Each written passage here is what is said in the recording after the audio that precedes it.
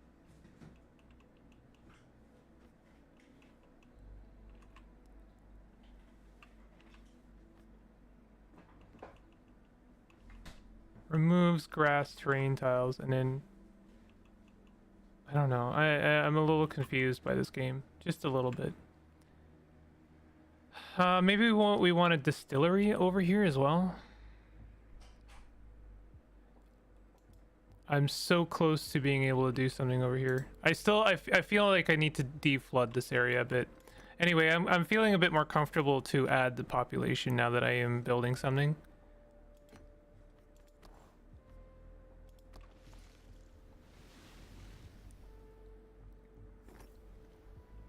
I managed to do something novel with a very basic animal anyways.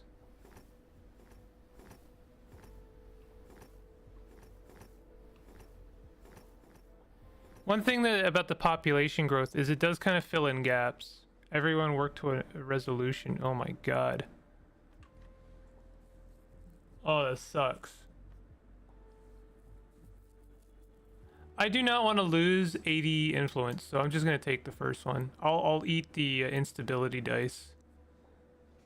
That's gonna really suck in a minute, but gotta do it. I really would prefer not to lose all that influence that I've gathered.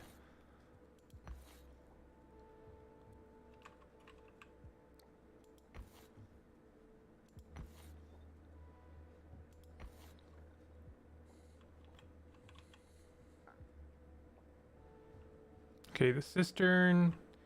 That cistern's pretty much done. This cistern over here, however,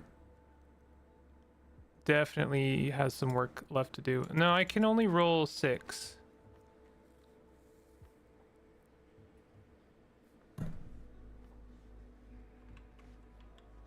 Have I been able to do this whole time and just not notice that? Oh my god.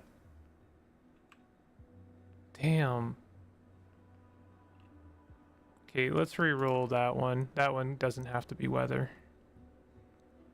Can I like store it? I could store the weather die so that it doesn't... I save it for later. That's a problem for tomorrow me.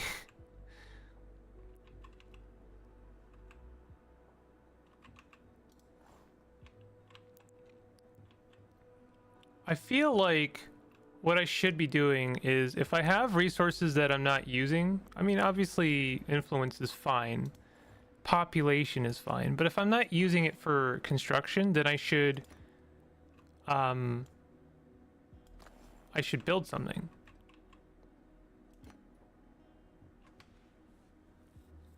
Like for instance, this canvas here, could that be building something? What would want canvas? There's got to be a better way of looking at some of these buildings, because this is a little bit of a nightmare. Armorer, like for instance, an armorer would probably fit right in up here, but I need to finish other buildings first. No, that's awful. And also, it must be said that this landing pad here has done everything that it can do. So I'm going to need another landing pad up here.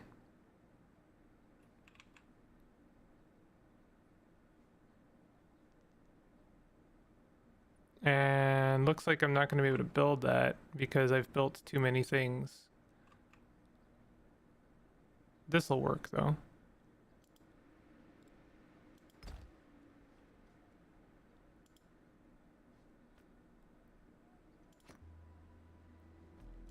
Okay.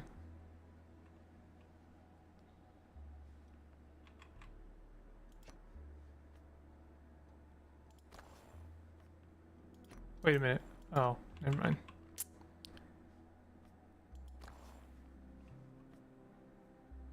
Yeah, I mean, I kind of don't know what I'm doing. If you're noticing I'm not engaging with the gameplay too much, it is because I am still lost on what's going on, by the way. Well, I can explain, but I'm also a little lost. Basically, I mean, this is just a very complicated board game. I'm placing buildings that have associated dice. Each of these buildings I place has an associated dice, and they also have resource requirements. Those dice roll resources. That's kind of the long and short of it. Then I also have Like they have population requirements, which just means how many little houses are they adjacent to.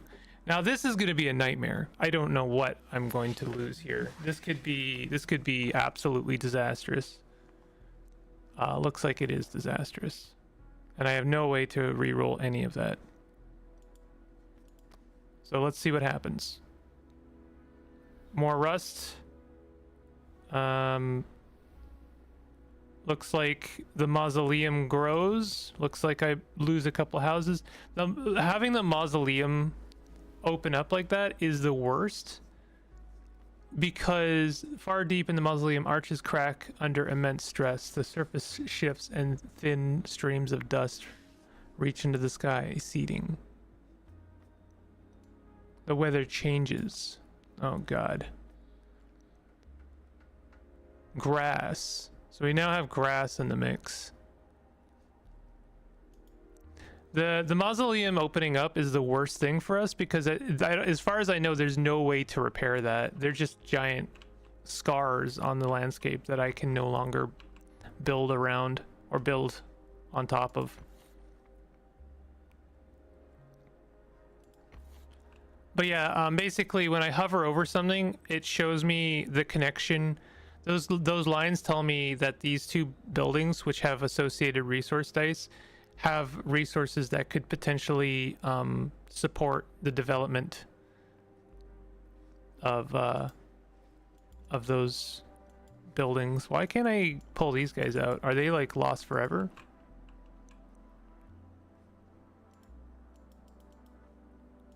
That seems broken. I thought I could access those dice later. And now that kiln is lost? That's a problem.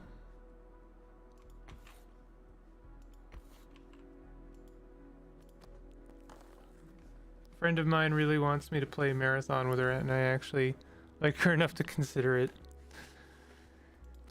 I have a friend also on that marathon train, though they haven't really pressed me to play it too much, but I've made it pretty clear that I'm probably never going to consider it for various reasons.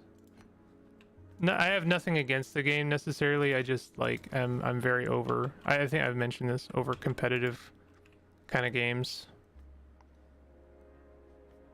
Can I use these now? Okay, so I could bring those out now.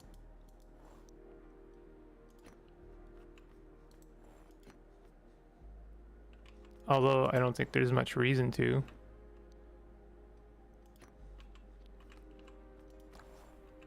We can de-cistern.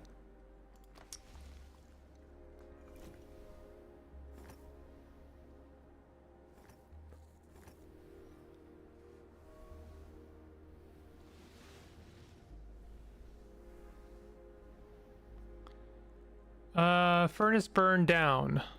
Or negative influence. All right, we're burning down a furnace. Honestly, I might be able to replace that with something better.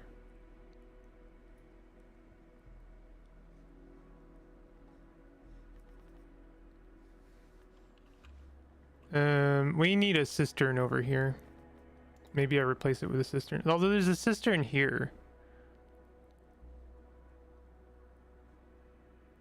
What else does this need? Metal, earth, salt, daylight. Maybe I have like a sun mirror. What else gives me daylight? Observatory? Observatory also gives me what I need there. So I could do that. This is actually not a bad place to put an observatory. Maybe I should be deconstructing old buildings and using the better versions.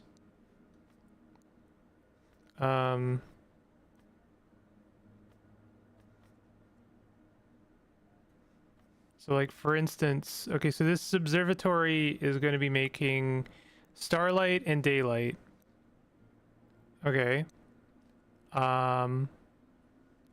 The ruster would like mirror, dye, root, quiver. Pretty sure the tea house is what makes root. So we could put a tea house over here.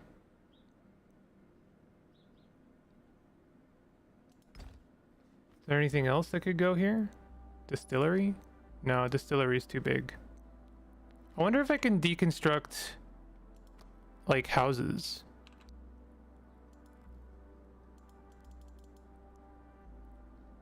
Doesn't look like it.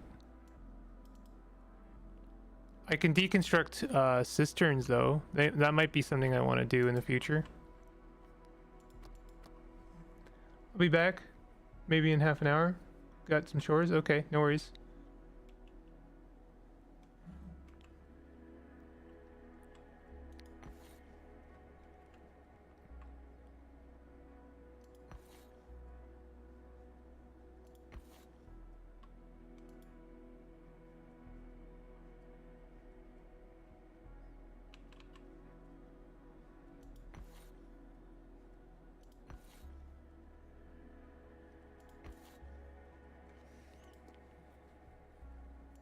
All right, let's do that. Okay, that's not bad. We can re-roll this guy. Perfect. Let's finish that guy off. Get 15 influence. Construct that. Construct that. Get some more influence. I guess population growth wouldn't be a terrible thing at this point. I don't know. Let's save it. How about that?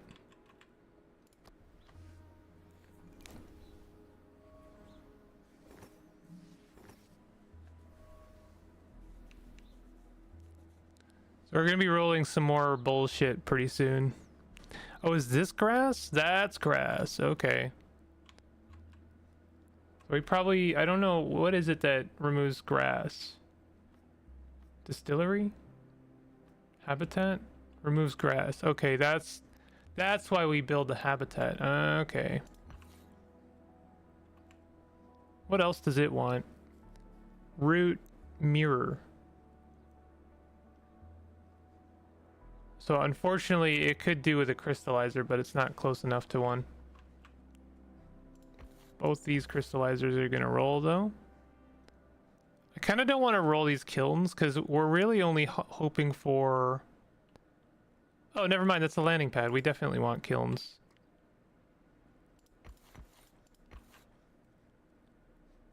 And then I'll roll that armor. Perfect.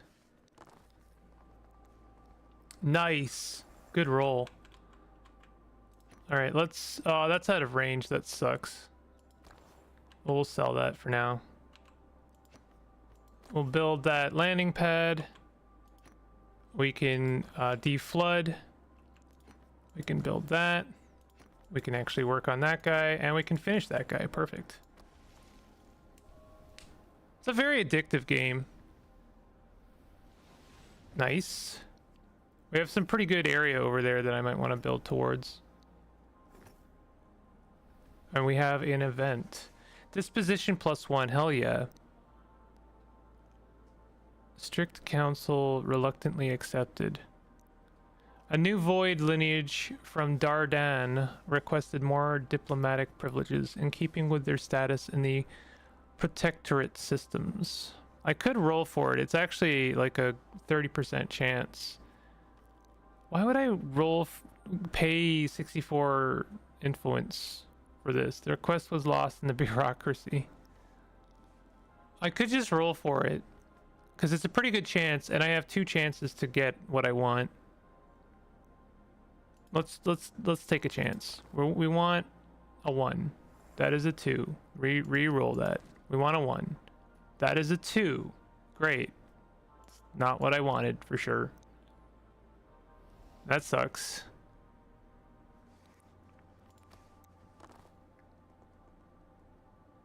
Well, we had a pretty good weather run anyway. Structure loss. More rust. Losing buildings. More mausoleum.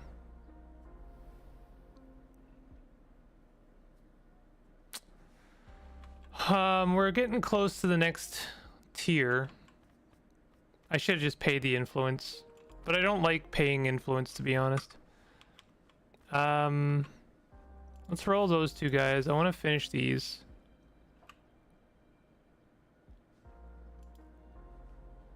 Why did I lock that weaver?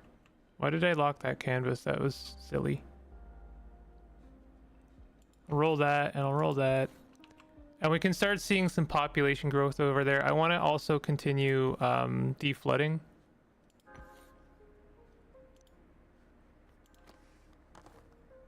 I suppose I don't have to be rolling so many dice, but I mean, that's what growth means. Oh my god. Really? Cool. All right.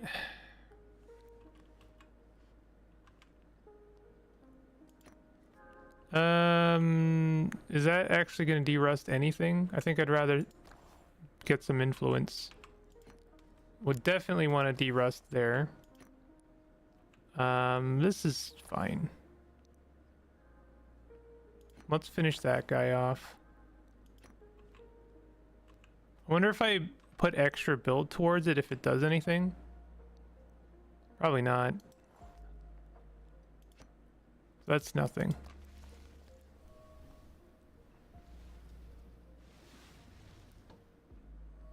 I can start focusing on population growth over there. So this is going to be giving me starlight and daylight. And I can reach the next tier. This is going to be giving, oh, fog breaker.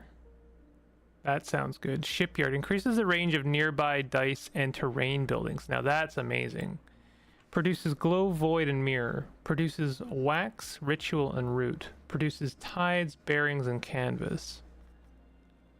I think we're going to want a shipyard and a fog breaker.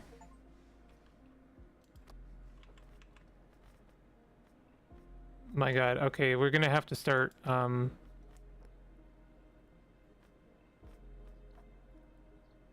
we want a I guess terrain building.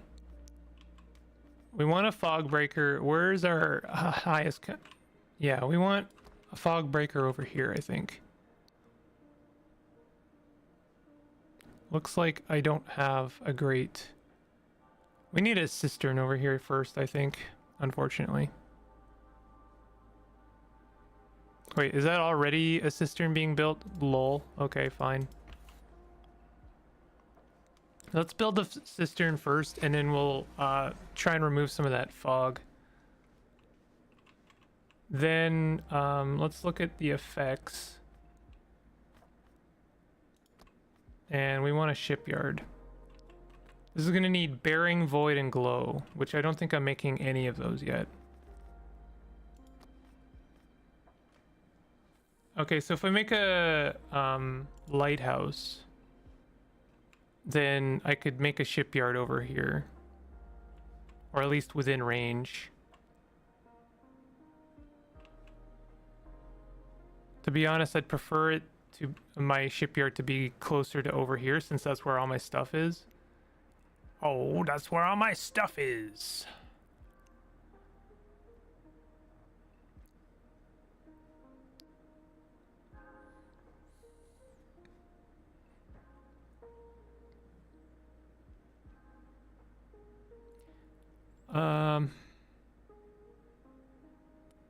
I guess right there, because that's actually awful, because I really want the shipyard to be over here. So I need to build the lighthouse as close to over here as I can.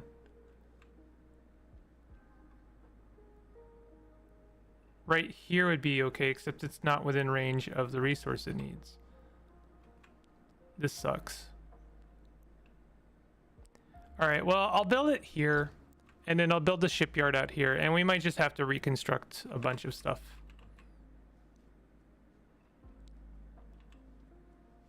Let's unsticky that. I still want to finish this tea house over here. I really don't know if I'm doing things right, but I'm trying my best. It's a tricky game to play, if I'm being real. I want to... Okay, cistern. Let's focus on the cistern a little bit. Cistern is going to use salt, so I guess the kiln is fine. But I think we're out of dice. Nice, good roll. Let's de-rust. I don't even know what that's going to really do, but let's do it anyway. That'll actually build that. This is going to do nothing. We can... No, I kind of want to keep this on the... Well, that's silk, right? What is this going to use silk? What is this? Bearing value, horizon value, quiver value. So the only thing that's going to feed that is the bearing. Maybe I should get something out here that makes bearings. That would be the clockwork. And that requires quiver as well. Oh boy. Wax, root, and ritual.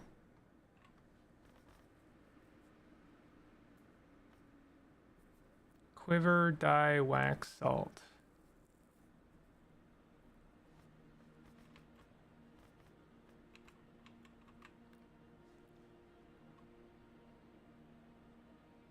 Kind of don't know what... Okay, to build this tea house, the observatory should be... Oh, I'm in dice placement mode. That'll help build that cistern over there. No tile within range. I mean, that's a good problem to have, but these dice are not really helpful. We can build that. And I don't know, what building is this? The crystallizer. Okay, I was just thinking maybe I want to like save this die, but I don't think that's actually going to be helpful to us. Maybe I want to re-roll it. Honestly, I think at this point we need to just be re-rolling weather dice. Okay, that's the last little bit of rust that is in range of. That cistern's almost done its job. The cistern needs to be built like very soon.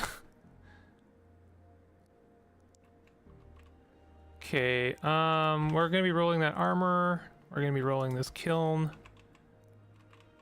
This guy needs that. This guy needs that, and these two guys. And that's all that we're rolling. Nice, we got a bearing, and that's actually fantastic, because that's gonna put a lot of work into this lighthouse. We could do population growth, but I kind of want to save that. What was I hoping for? I guess I was hoping for salt. So I won't keep that. The crystallizer will finish this tea house.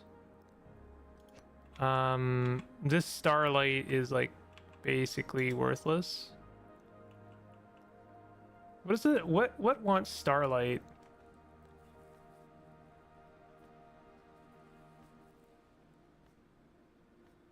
Is there anything that wants starlight? Library. We probably want a library at some point. Tea house like starlight. It looks like the only thing that I have that would like starlight is the tea house.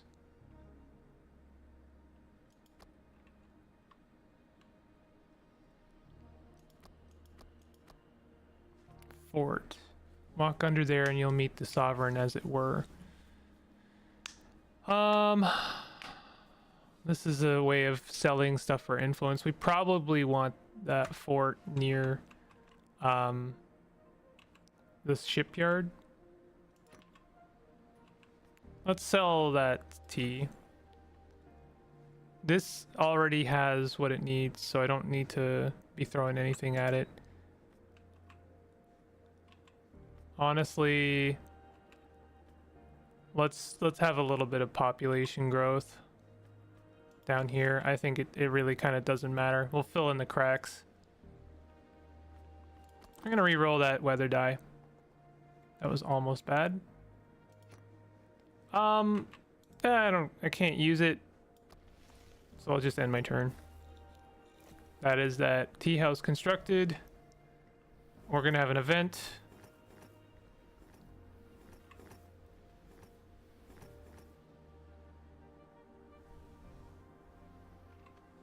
Disposition -3. Oh, I guess it spent all my influence. Jesus. Well, I guess I'm rolling the die. Damn, we really, we're not making friends with this faction. -50 influence is fine by me since I only have 15.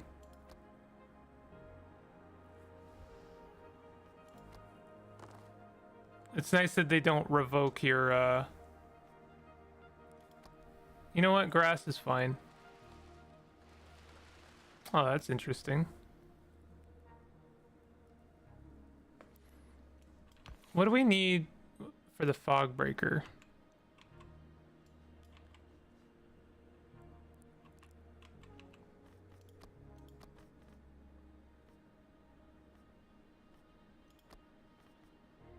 This guy wants bearing, so it's probably going to be best placed like over here. And I think that's kind of what I did.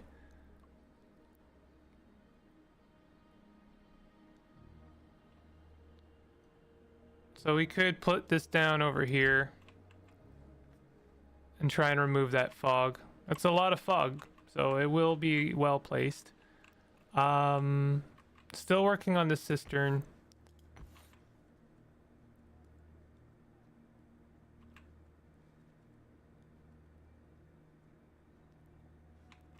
I think a cistern over on the left side would be a good idea as well. Daylight. Why did I build this tea house, to be honest? I mean, I'll roll it, but why did I build it?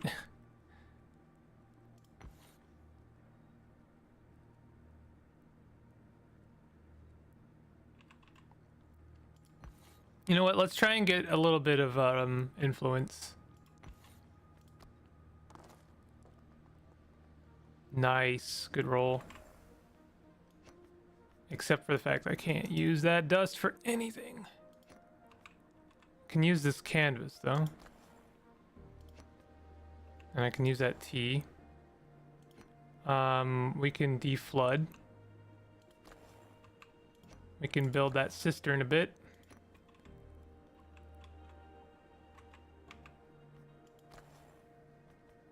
Honestly, I'm tempted to save this dust for when I really need it.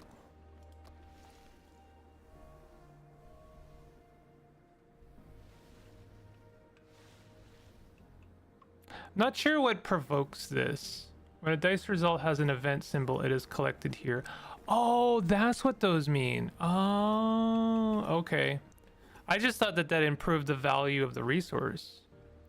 Well, we do want events, but like hopefully to improve our relations. They've only exclusively been bad so far.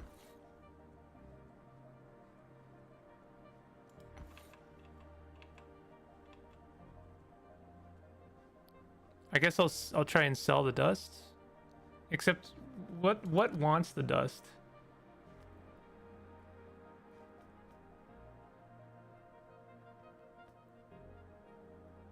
So I wish there was an easier way to look through things and see what likes dust. So for instance, a ruster likes dust. I wonder if the manual is a better way of doing this.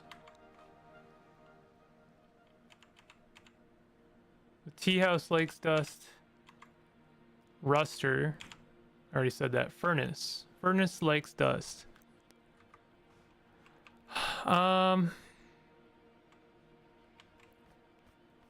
See, I kind of wish I just had a better way of figuring this out. Scrapyard. Like I do want a scrapyard at some point. I would like to just build smarter, to be honest. Kiln, arena, tea house. Tea house likes dust, but we already have 2 tea houses within range. I really want the shipyard.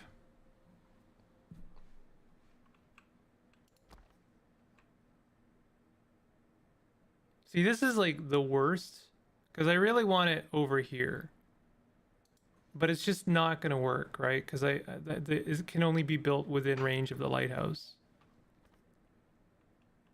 unless I also get like a glow and bearing.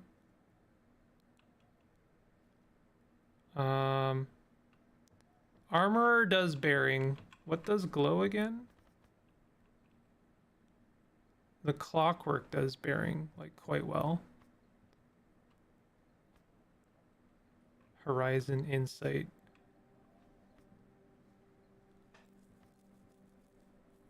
The lighthouse does glow. Maybe we just want to have an armorer over here.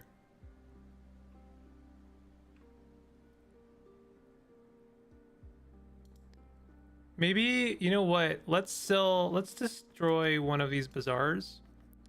3 instability dice. Damn, that kind of sucks. But I think it'll be worth it because I'm going to place a armor in its stead. And then we can place a lighthouse as well.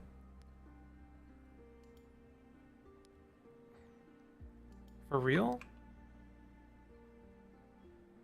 Man, that sucks.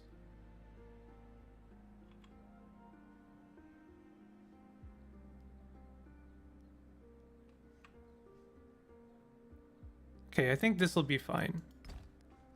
And then we can place an armor, or not an armor, a shipyard over here, which is what I really want to begin with. Like that's actually what I want. Because this is where all of like the highest concentration of buildings is. Do we have a landing pad over there? Maybe I do a landing pad as well.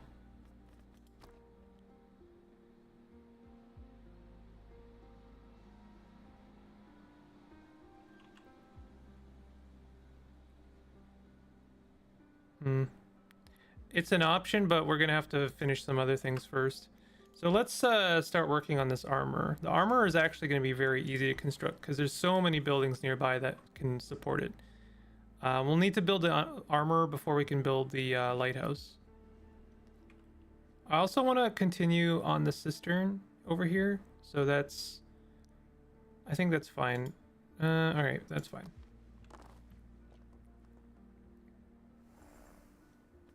Let's re-roll that weather. I'm already rolling enough dice on weather, so I can sell that canvas. Build. I don't know what I can do with this, if anything. Nothing, it seems. Build. I can do population growth, why not?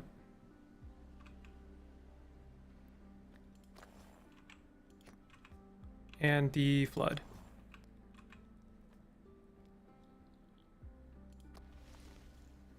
So we'll get an event.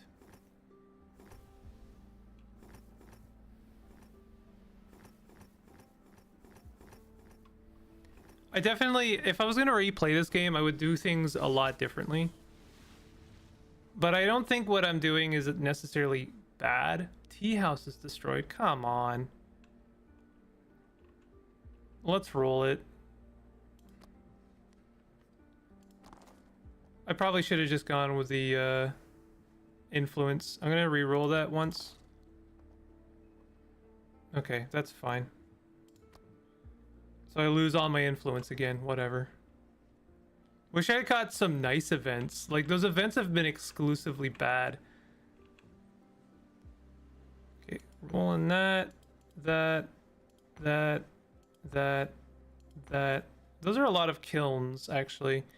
Salt is nice and all, but...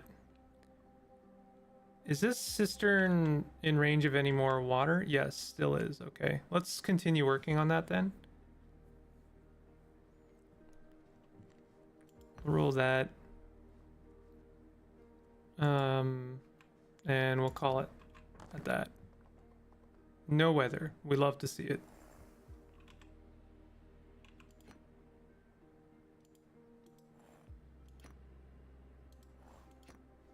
We can build. I'd prefer to finish that than to deflood. Well, we can deflood as well.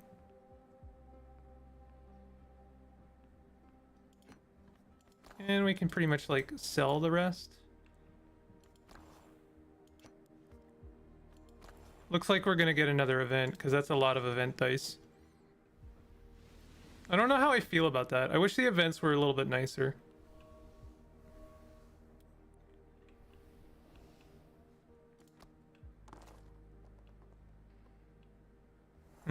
Okay, so what is this? Resident. I don't mind losing a resident, honestly. We have so much residences, we don't need anymore. Structure loss is probably the worst thing. Rust move is fine, maybe.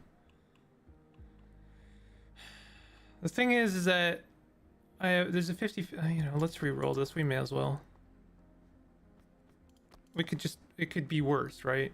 Okay, resident, that's fine.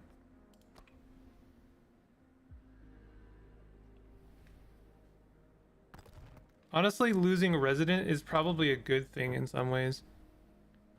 Weather change, fog move. Okay. The weather die has changed. Fog grow.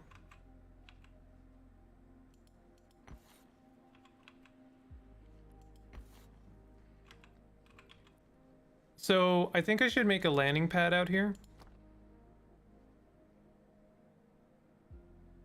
If I can.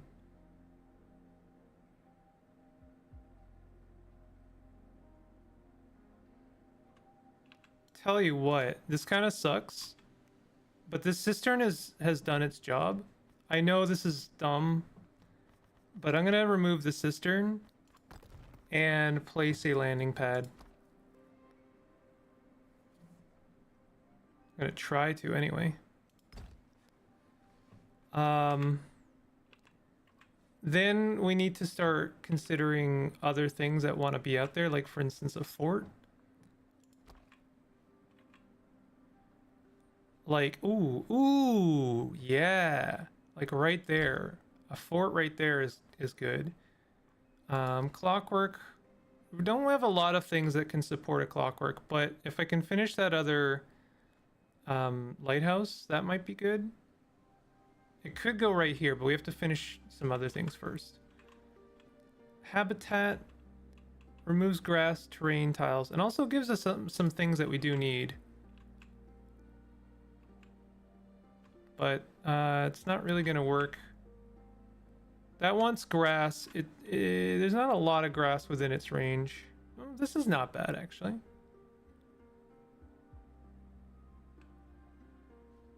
Could we do... Yeah, this is like perfect. Honestly, the further out we can go with it, the better. It's not bad. Might want to do a landing pad out here as well.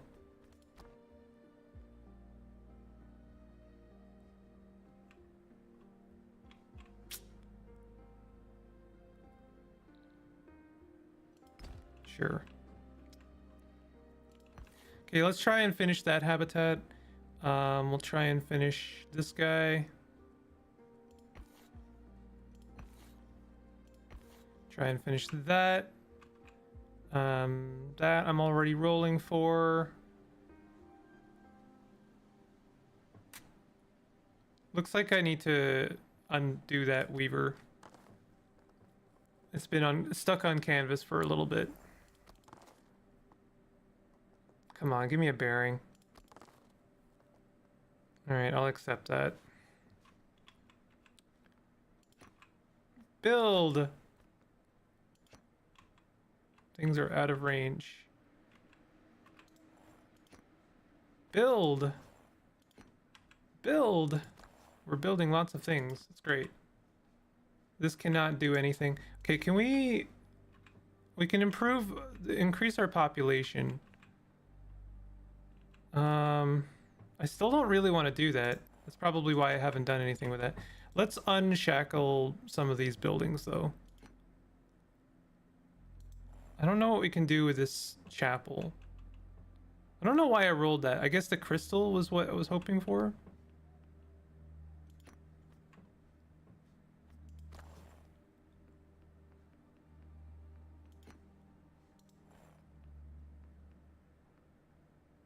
Okay. That's a lot of wasted dice, but I can't really do anything with them. We built the habitat. Nice. So what am I... Okay. Disposition +1. Influence plus 108. These are actually good things, except there's nothing that will... There's no 3 on the dice. Jesus. That's actually really annoying. I'm gonna say that straight up. That's annoying because this costs me influence to get 108 influence. And so, like, what am I supposed to do here? If I don't have the influence, this is just an annoying option to see. Something I can't possibly hope for. Looks like I'm rolling anyway. Disposition +1 would be nice. Of course I didn't get it. Reroll it. Of course. 50-50 chance. 3 times? Yeah, alright, cool. Yeah, that's starting to get really annoying. I have yet to have anything nice happen from those events. Reroll a 50-50 chance 3 times and also have an option that I can't possibly get. That's a little annoying. Straight up, I don't like that. Straight up, that's frustrating. Let's try and finish some of these other buildings though.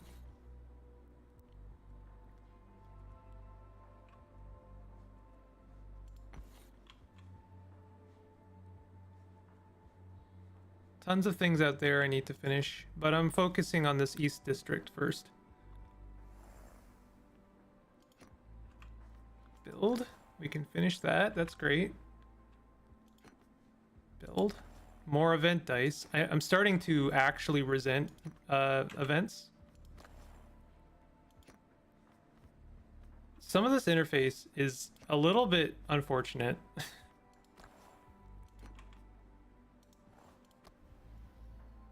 Okay, cistern is done. That's finished as well. We can start working on population growth out there on the east side. So what we want now is I want to start feeding the cistern as much as I possibly can. I still want to be constructing this lighthouse because I want a shipyard out here. I suppose that's one thing I could do is try and build the shipyard. I need 65. That lighthouse is probably robbing us. If I didn't have the lighthouse there, like stealing from those populations, then we might be able to do it. Also, how come these buildings are not working? Is it really only the ones that are like directly adjacent? In that case, I don't think I'll ever be able to build it out here, and I should start feeding the landing pad. What does the habitat want? It wants sunlight. Wait, it wants starlight. What is feeding it? Ritual. Oh, it can get ritual. It can actually use ritual. Okay, that's good. Armorer. We're full on dice here. Nice. Is that ritual? So I can actually start removing grass. We can get some influence, which is nice. Although it is gonna give us an event.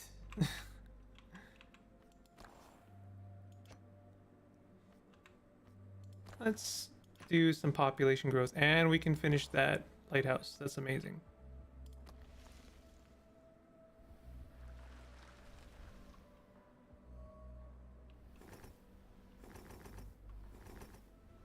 Hoping for a shipyard over this, because that's a lot of buildings that are going to benefit from that.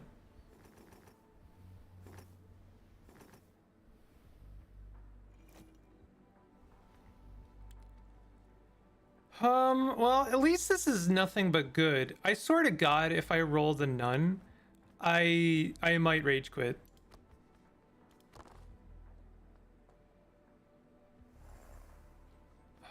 I mean, that's fine. I I would actually have preferred the disposition, but at least that's something nice. Oh my God. I'm actually totally okay with this. Well, the instability is kind of bad.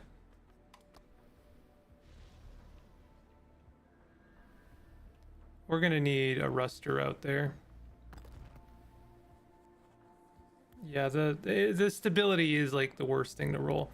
I think I'm gonna call it here. Um,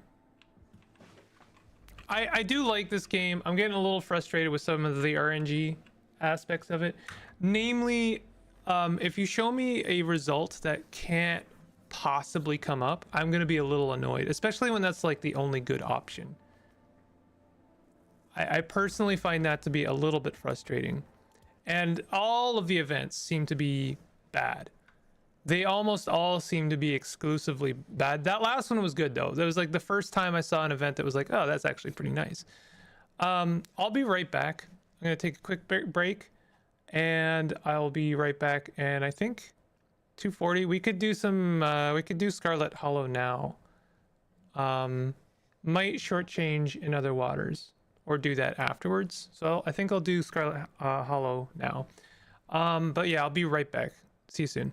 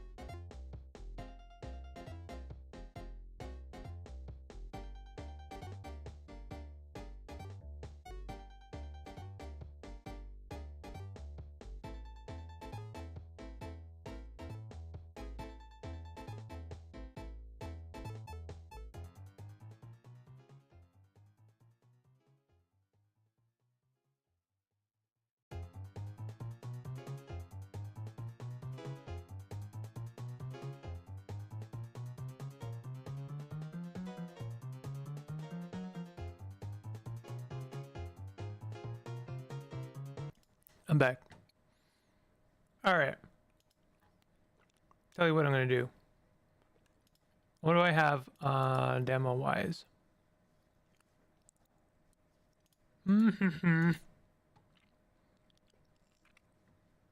I do have some demos.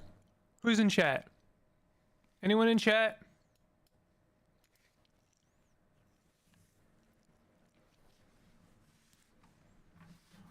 I'm gonna give this a go. Hold on a second.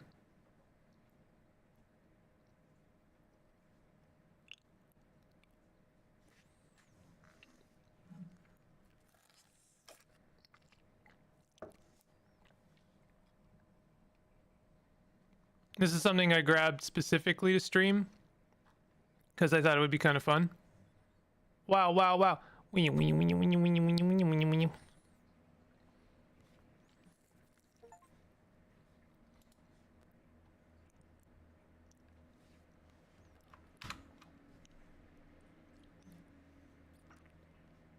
Let's see. Let's have a look at this.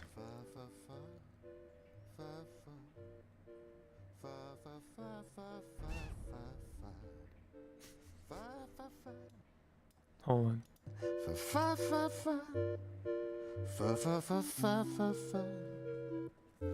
You say I'm just a punk and useless junk.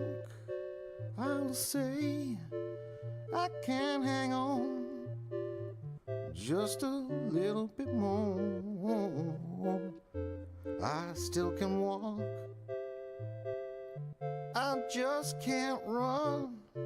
But if you don't need me, dump me anytime. Oh, I'm turning back the clock, I'm turning back the clock. Oh, I'm a man who can't join the flock. How pathetic my life is.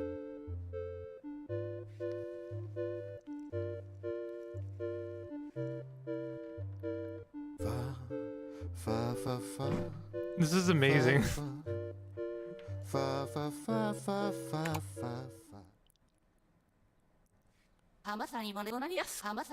Dear single aristocrats of the world, greetings and salutations. My name is Yamada-kun. I'm a carefree 36-year-old. Oh no. I am a programmer at leading video game company Empire Games Inc. Honestly, my job sucks. It's soul-sucking. I almost never want to go to work. I turn it a little bit down. My true calling is to stay home every day, making my own games. Well, actually, I haven't made a game yet. I'll start one now. You, outside the screen. I hope you'll help me out. Just tap me a bunch. I'll gain XP. I'll make progress on my game. Alright then, buddy. Oh my god, he's out. Let's make some video game.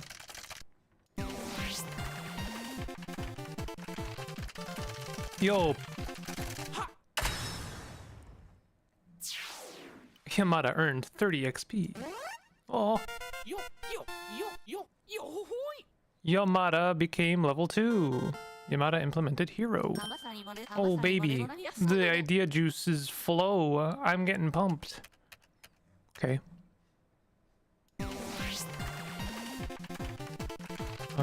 Huh? Yeah. Okay.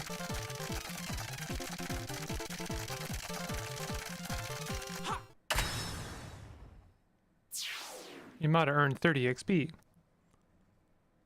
His pose. Yo-ho-hoy! Yamada implemented monsters. Yamada implemented dungeons. Yamada implemented debug menu. Wow, whoa, it's getting late. That idea juice, it'll keep you awake. Aw heck, I forgot to go to work again. I made some progress on my game, though. I got all the core systems into my game. I guess I want you to playtest it for me. I hope it ain't too tough. Let me know if it's too rough. Play.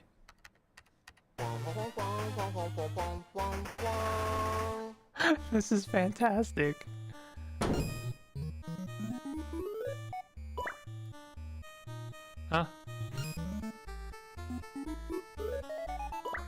Yeah.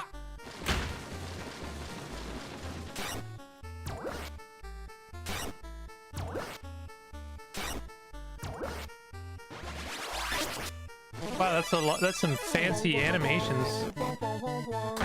Wah wah wah wah. The hero cleared floor 1 with a perfect path. You got 10 gold.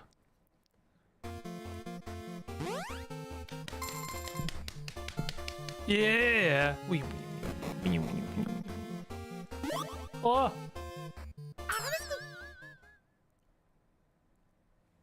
Okay. Yamada-kun earned 30 XP during this debug. Yo-hoi. Yamada-kun implemented time limit. Yamada-kun implemented healing spring.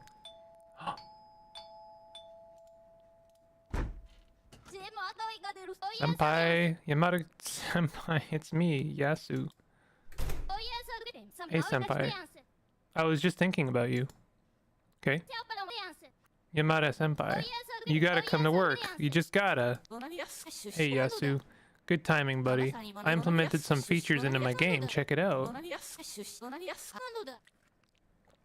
I put a time limit into the dungeons, so you'll start taking damage if you don't decide your path in time.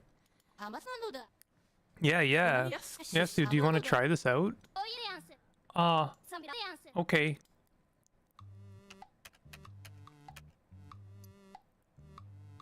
Tab. Whoa. Whoa, that's a lot of stuff, actually. Dungeon entrance. Equip, enhance, sell, shop. I feel like these are all potentially for the game and not for this menu. There is only one. Oh, here we go. Schedule. What? Yamada's journey is just getting started. It's gonna be a long quest. Let's try to get to level 5. It's a reflection of his face on the screen. Monster shelf.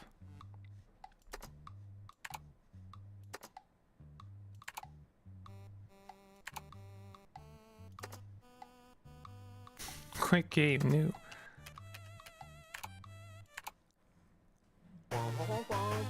Wah, wah, wah.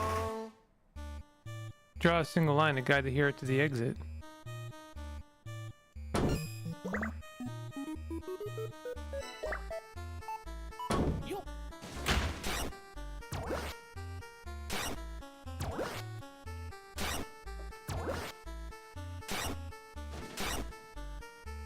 Hold down the left mouse button during battle or movement to fast forward.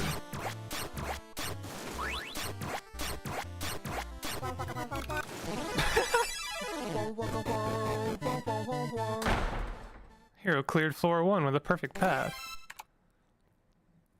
I love this. Click a monster to check the monster's detailed info. Mischievous jerk, occasionally crushing blows. It's green, an insignificant monster.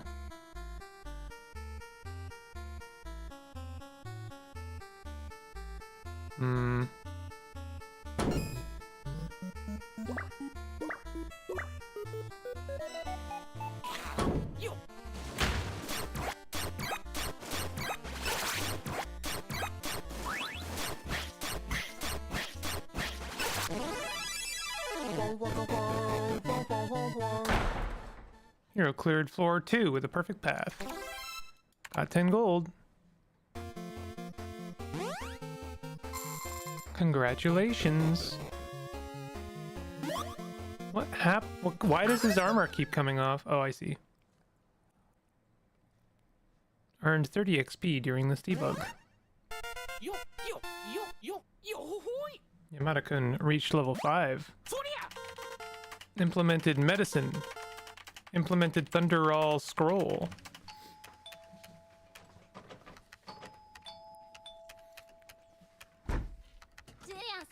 Senpai.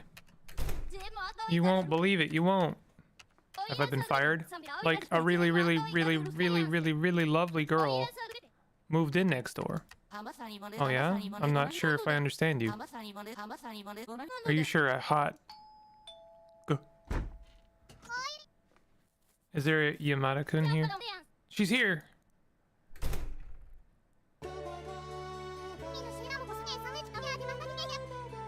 Hello, I just moved into 503. That's next door. I like blue skies. Fluffy clouds. I love eating baked sweet potatoes in autumn. I thought that was a hot dog. I dislike little in this world. However, if I had to say, I hate my daddy's thunder. Okay. That's me. My name is Maria. It's nice meeting you. I love the a cappella soundtrack. I wish more games did that, to be honest.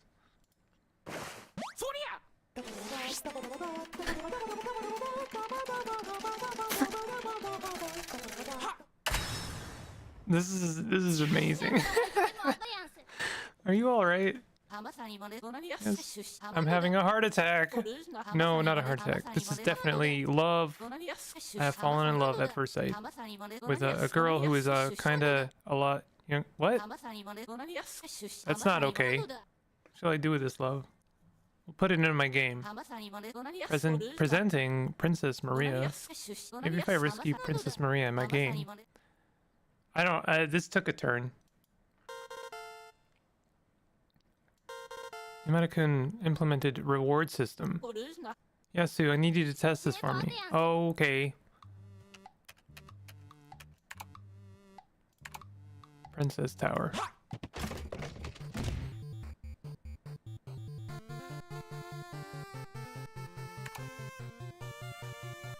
Part of the iron set.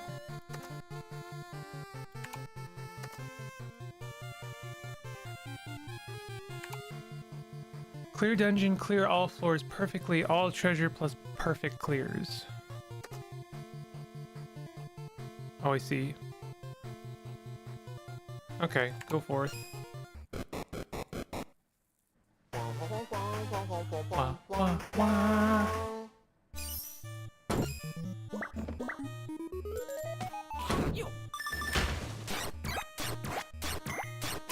Kind of reminds me of that RPG game that Galen has set up on his stream. Heal yourself with medicine. You can use items multiple times. With chiptune, I can never tell if they're using stock music or something custom.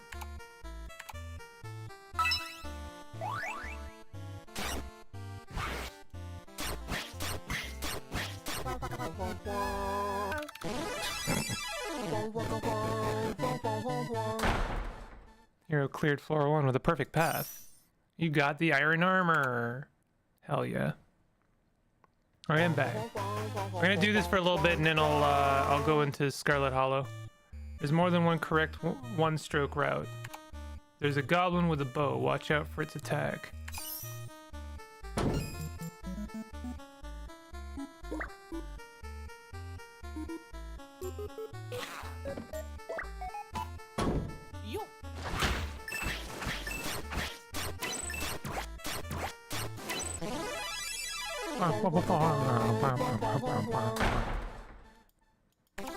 Got 50 gold. Hell yeah! Oh. It's crawling with jerks. What is this? Rain violent lightning. Damage all enemies. Nice. Hero became level 3.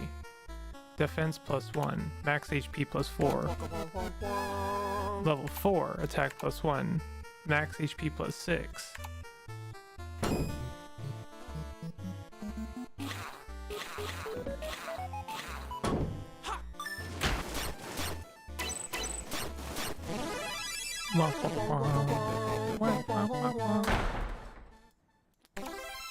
$500 gold.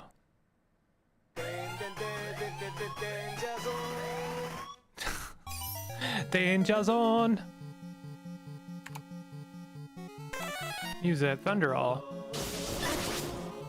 Oh, that also breaks the columns.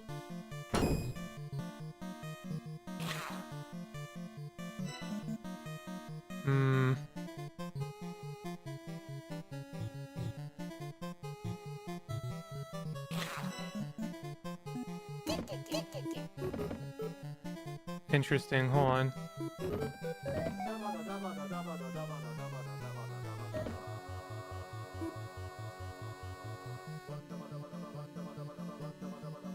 I'm running out of time.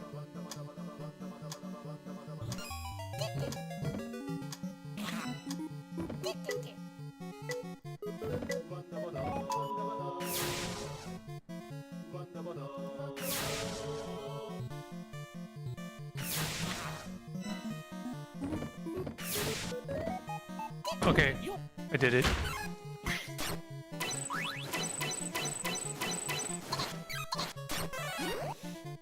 Hero slumbers, he temporarily something something. Sick. Perfect bonus. Hero cleared floor 4 with a perfect path. Got 200 gold. Look at all the treasure I got. God damn. Oh, trophy. Perfectly cleared Princess Tower. Hero got Sword Stone. Hell yeah.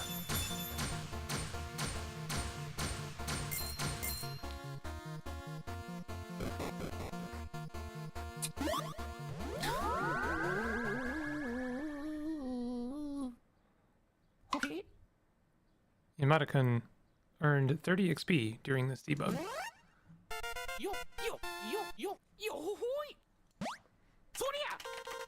Implemented equip menu. I feel like Maria-chan might have already started to love me a little bit. This is weird and creepy, my guy. This is my love phone. Great. It has an app that displays Maria-chan's love for me as a cold numerical value. If I game design dungeons and bosses and imprison the princess, and if I clear those dungeons and beat those bosses and kiss the princess, then do it all again and again and again, then in real life, the girl of my dreams will truly fall in love with me for real. It's seriously impressive technology and also great game design. Yeah, buddy, from now on, something something, it's gone. Equip good weapons and armor. Okay. Swipe or use left, right mouse buttons to change storage categories. Cannot equip materials. Not with that attitude.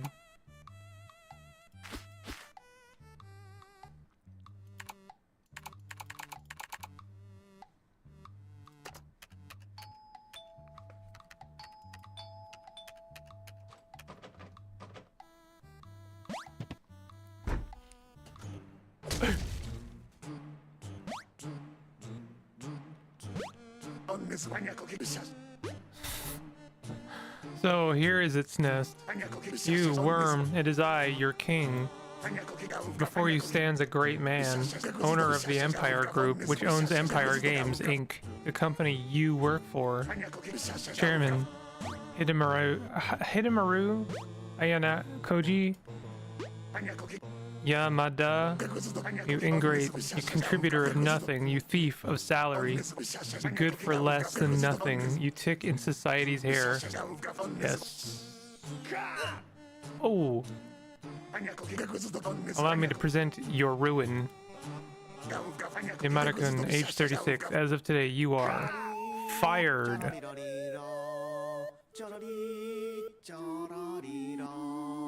Yamada-kun became unemployed. I thought I was gonna die. Ah, this sucks.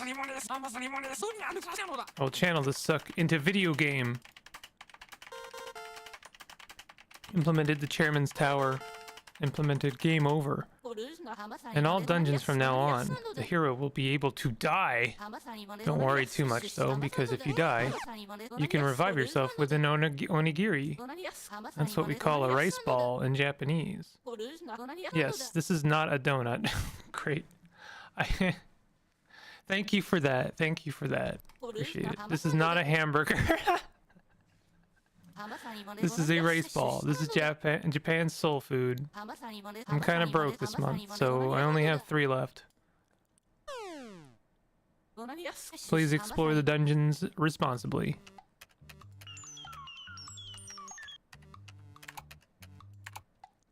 Select the equipment, then select the upgrade materials.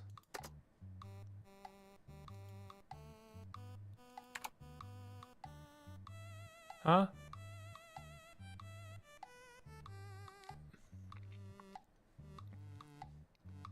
It costs gold to upgrade. Level up! Level up! Level up! Level up! No!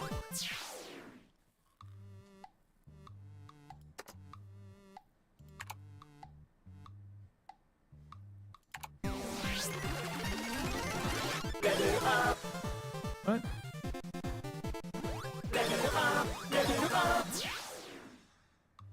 Did I do a stupid thing just now? I didn't mean to do that, like, at all.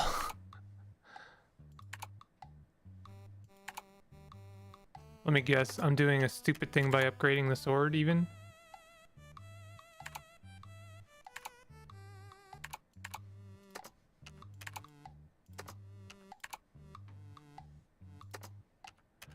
I thought I got some new armor.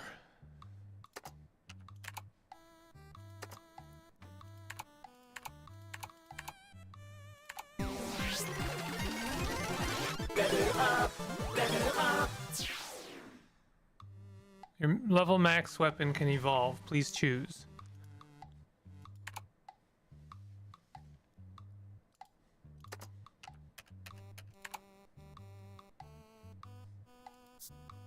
Oh my god.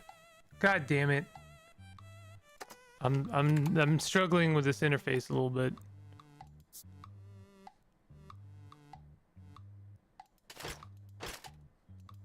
Like this iron sword is better. I should have been upgrading that.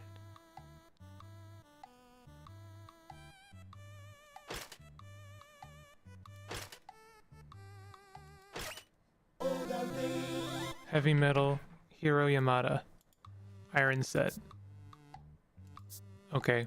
So I guess we can sell, and I should sell my old set.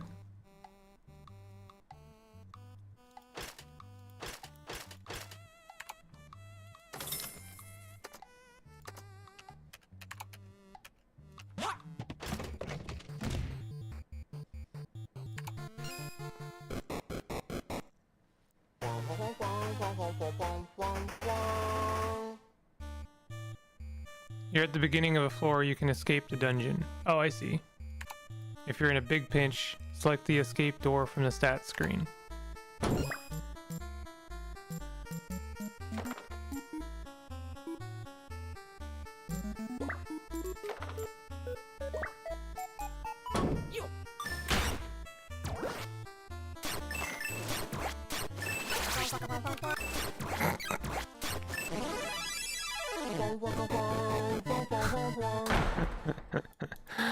The really fast level up sound is really funny to me.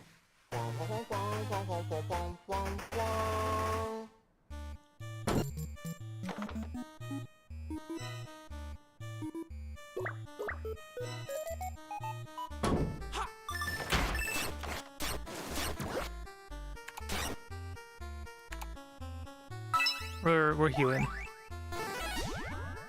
Poison infects the hero. HP will something something. We criticaled it. We healed. It's all good. Are we still poisoned?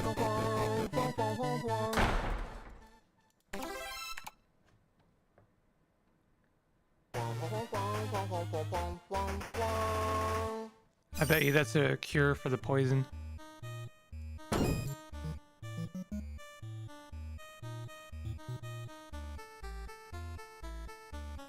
Jeez.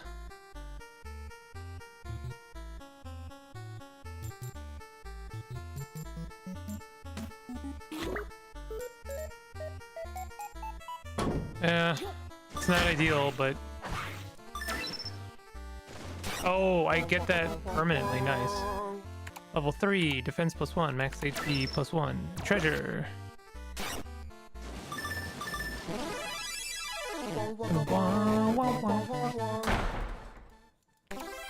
Alright, after this, this tower, I'll, shut this down and do Scarlet Hollow.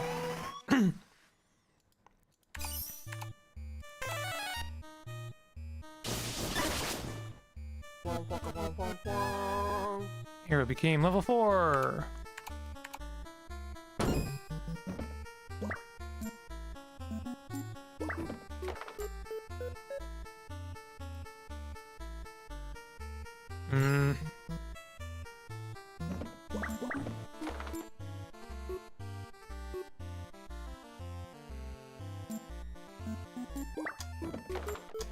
I'm gonna take some damage. No, I'm not. Never mind.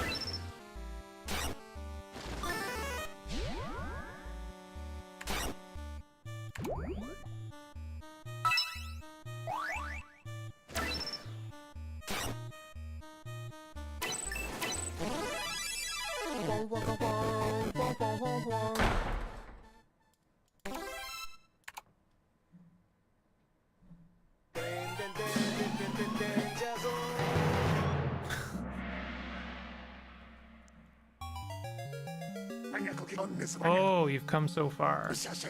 Why don't you come closer? Let me take a look at you. Why don't we just go ahead and get rid of you? That didn't do it. What does this do? Cast a special barrier, reflect magic temporarily.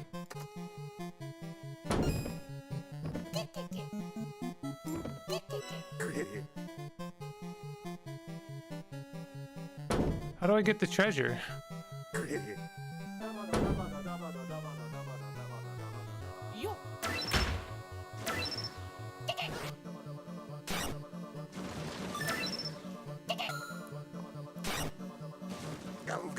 Not bad for a fool. Sadly, your good luck ends now.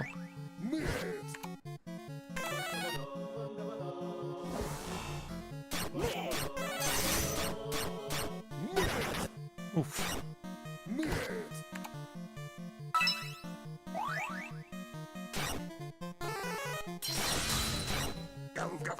Ah, get. Huh. Goodbye. How do I get all that treasure? You're strong indeed to defeat my decoy. What? Did you think I could possibly lose to you? Even in a video game, you fool? Yamada? It is decided. Empire Games Inc. is taking over your stupid game. We don't need you anymore. Termination time. Yes, let the battle resume.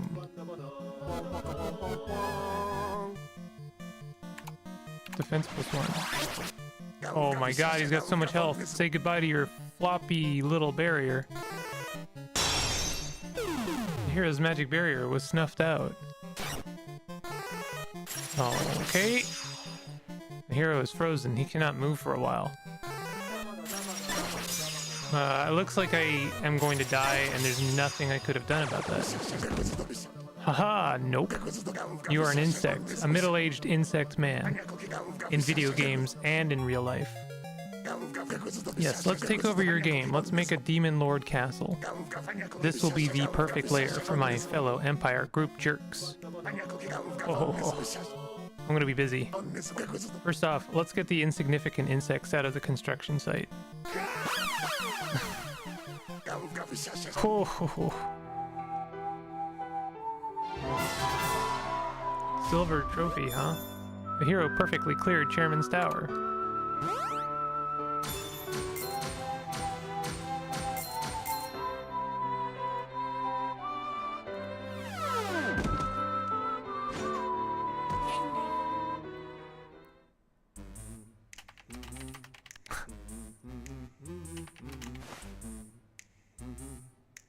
Yamada-kun earned 0 XP during this debug. Next level in 30 XP.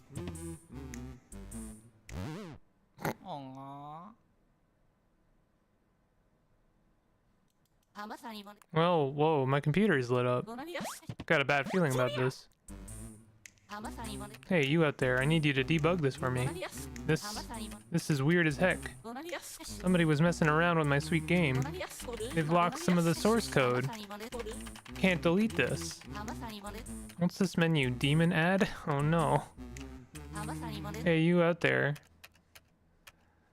That's pretty funny. Dandy collections.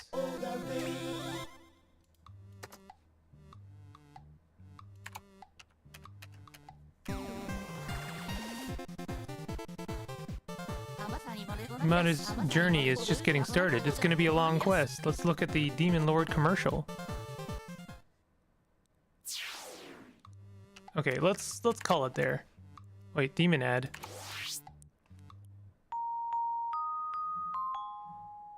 Deep down in this program, you will see Demon Lord Castle. If you think you are the one, come to Demon Lord Castle. 3 children of Demon Lord, Ayano Koji's are the guardians. If you get 3 significant objects, you'll have a bright future. Ta-ri-ra-ri-ra-ri. We at Empire Games have monomaniacally devoted ourselves to the task of taking over your idiotic game. You're clearly too much of a bumbling turd bag and a bad video game programmer to even know how to begin to think about. Did they use the Kasane Taito voice bank for this? I have no idea.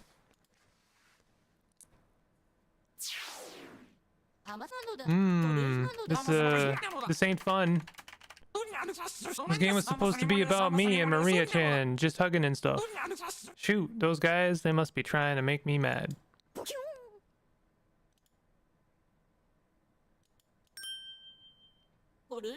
This gives me a cool idea. I call it Capricious Dungeon. Every time you enter, it's different. What a completely new idea for a role-playing game. This way I can train my hero forever. And I've just popped upon a great idea. I want to make a score ranking system with all Yamadas in the world. I can sleep when I'm dead. I kind of get this in my game tonight. Yeah. Implemented Yamada the Wanderer. Implemented score ranking system which can be activated in some dungeons. Sick. Goodbye. That is an interesting game. I'm kind of into it. That's sick. All right, let's do some Scarlet Hollow. Scarlet Hollow. Ooh.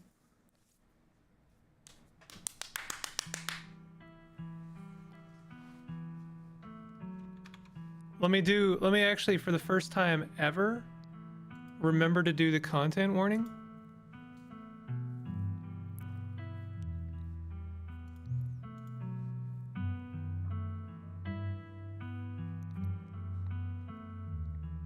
Hold on, I'm just trying to find it. There it is. For episode 5, the final episode. What do you mean hardcore mode? Implied child death, animal death, realistic gore, murder, psychosis, major character death, police violence, gun violence, body horror, implantation, parasites, gaslighting, emotional manipulation and abuse, betrayal, transphobia, loss of bodily autonomy, loss of mental autonomy, dubious consent, unwanted sexual advances, suicide, parental abuse, child neglect, mention of stillbirth. Look at that, I remembered. I've been involved with Scarlet Hollow so much lately that the OST actually feels like coming home to a place that doesn't feel like home. Certainly doesn't feel welcoming. And yet... Hey, I never noticed that you can actually see the West Wing on the estate and how like beat up it actually is comparatively. That's really interesting. So we left off on a kind of a cliffhanger. We've got the cops. We've got Julius who took a deal with the witch to make a child, and the child turned out to be a pumpkin child and is now digging his heels into Bo, who is probably not long for this world, and Avery is here. They've been helpful, but not largely instrumental, not yet anyway. Not that any of you need to know about all that, only serves as explanation as to why I trusted her in the first place. But it makes you think that Sybil is the witch, she's just helpful. Oh sure she is. She was all kinds of helpful once I had dirt on her that she wanted to be kept quiet. Hardcore mode unlocks when you reach chapter 4 if I recall. I don't know what else it entails. Probably no saves coming. But you get to take a third trait. Oh, interesting. Wow, that must open up a lot of possibilities. Maybe the possibility to save everyone, maybe? Probably not. Dirt? What did she do? She's always seemed really nice to me. Look, I'm a man of my word. She told me I'd get what I wanted. I told her she would get my silence. I'll stand by that. And of course all y'all think she's nice. Everybody in town drinks that tea. Seems to make people awful fond of her. Aha.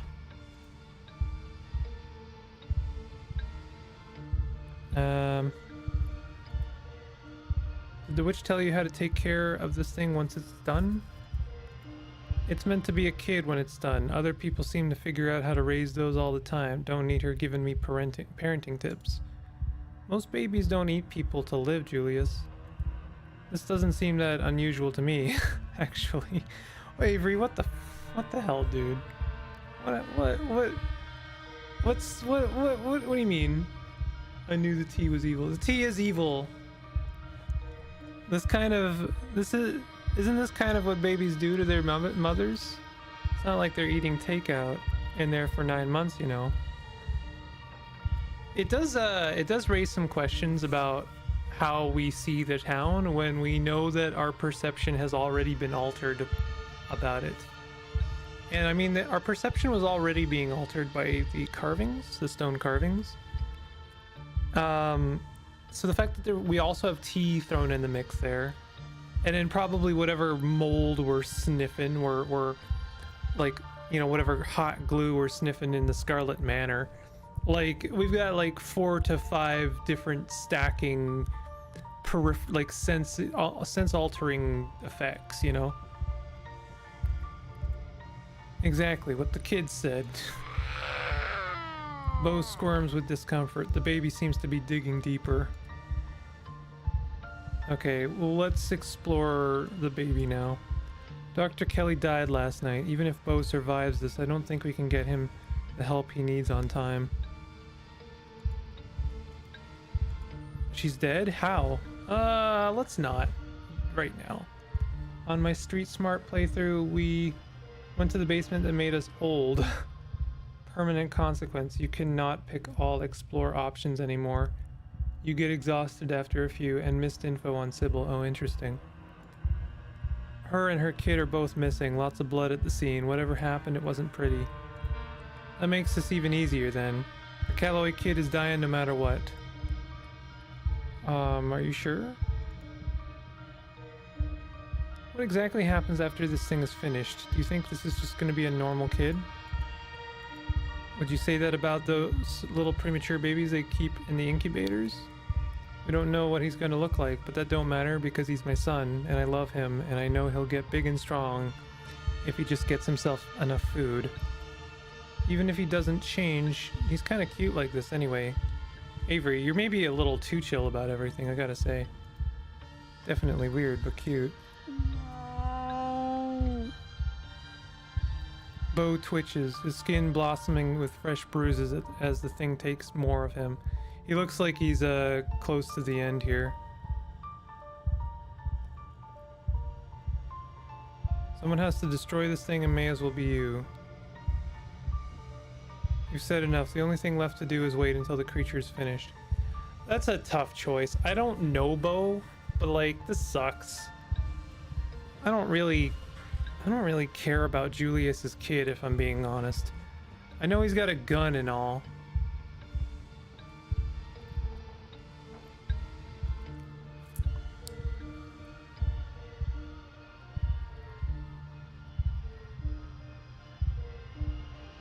The situation. Life is unfair to you, so you, what, kill a man over it? What kind of man lets another man make his sacrifices for him? The hell would a city kid like you know about being a man? Apparently more than you. You know I'm a man, Julius, and I think you're a coward. Correction, Franklin. You're a pig, not a man. You sold your soul for some donuts and a shiny badge. I mean, that's true. Also good news, the mic is definitely improvement though. I'm not sure of how much. Okay, great. You know, Julius, I actually think Murphy might be onto something. It's about connection, you know? You're having a stranger make the connection that should be yours. No, I'm not getting guilt tripped into dying today. No one wants you to die. They just want to get rid of the kid. This is my one chance for things to go right in my life. Everybody else got their chances already. Don't I deserve mine? What about Bo, though? You're just killing him for that chance? Don't I deserve to see my boy open his eyes for the first time?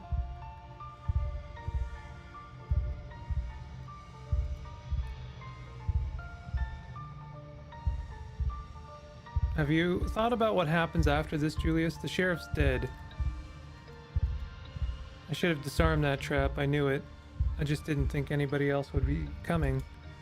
Don't blame yourself, kid. The sheriff knew better. That's why none of these boys ever come around here. They know they've met their match. And to answer that thinly veiled threat of yours, I can't say I give much of a shit. Right now, in this moment, I'm here and my boy is here, and we've got our happy little family. You're gonna be tried for murder, Tremaine. But Julius doesn't answer. He just watches in silence as the shriveled creature continues to slowly kill Bo. I'm gonna save, and I'm gonna do something about this. Enough talking. Someone has to destroy this thing. It may as well be you.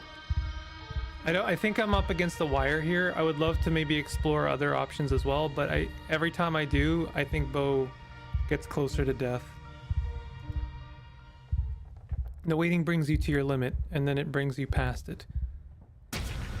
You move quickly, diving across the small room, scooping up the shears on the floor as you zero in on Bo and the thing slowly eating its way through him. Hey. The shears come down on the thing, piercing its unnaturally soft chest. Bo's stolen blood pours out of its orifices in a thick juice. Bo gasps as if it's him you've stabbed, the thick veins under his skin expanding, writhing. No. You'll pay for this. Sorry, but I just don't really think that was a tough call to make. I don't really care for the kid over someone else, potentially. But this can go really badly. You whirl around to see his gun trained on you, your heart freezing in a split second of utter terror. But Deputy Franklin seizes his moment. He lunges for his gun, grabbing and aiming all in one cop movie motion, turning Julius' attention away from you. 2 shots are fired, so close together that it sounds like an echo.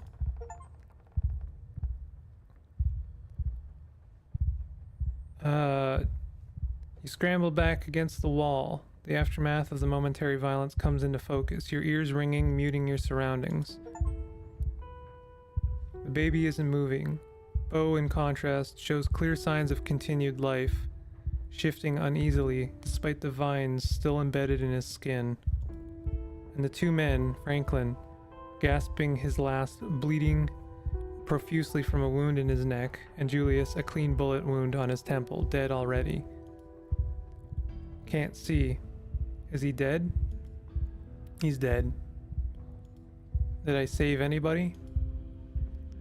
You saved me, thank you.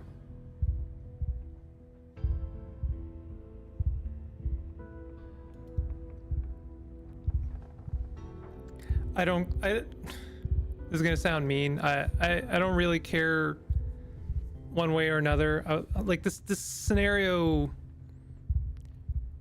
there's a lot of ways it could have gone, and I think that this is one of the ways I was willing to accept. I don't know Franklin either. I don't necessarily wish death on him, but I'd rather him over Avery if I'm being real. I was worried that was going to become a problem for Avery. Franklin doesn't say anything else. He slumps, his chest no longer gasping any desperate sips of air through his mangled neck. The vines slacken, the womb no longer needing to hold itself together, now that the thing it was feeding has died.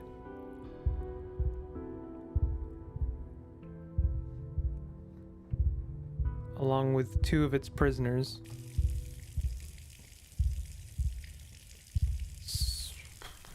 Did Bo die?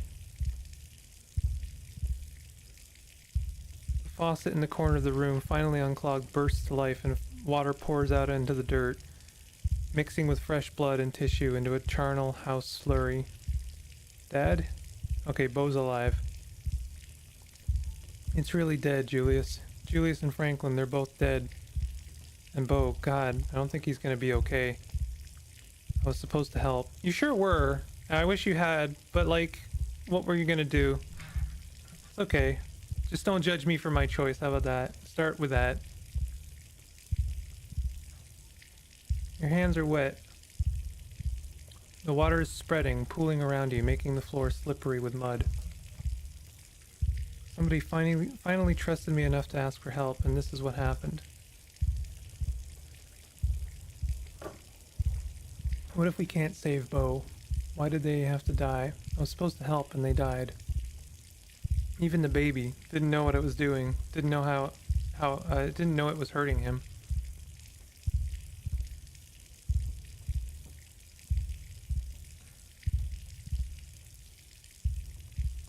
Avery, don't do this to yourself. I'm the one who went for it. But I'm the one he called. I'm the one he asked for help. The water is suddenly much higher. It rises up past your ankles. He trusted me. He had faith that I would fix things. It was my chance to do something right, and instead I just sat there and watched everyone die. Let's get the hell out of here before it floods. It's up to your chest now. There's no denying it. No one notices other than you. Your thoughts are swallowed by the flood.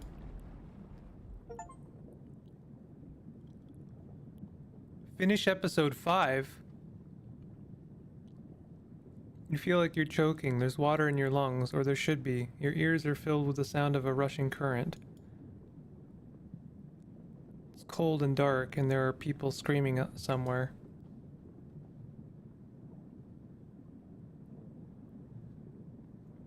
There are bodies in the water with you. They are all dead. 1,000 corpses, 1,000 homes all torn to pieces.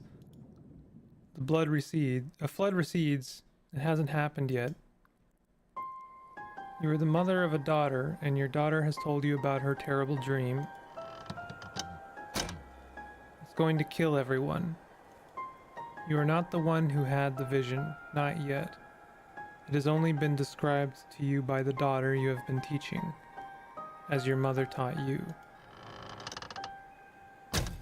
You're the only one who can stop it, Mother, but you won't be strong enough. Her words are heavy.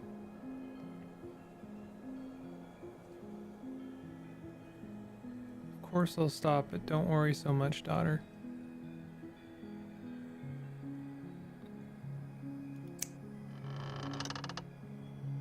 No, Mother, I've seen it. You will try to stop it and you will die. But there's another path. Take my power, I give it willingly.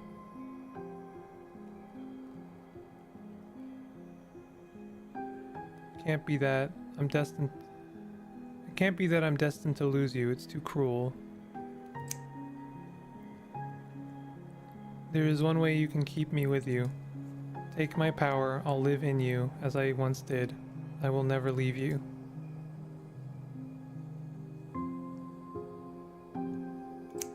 Accept it. You accept your daughter's decision. She is not the child she once was.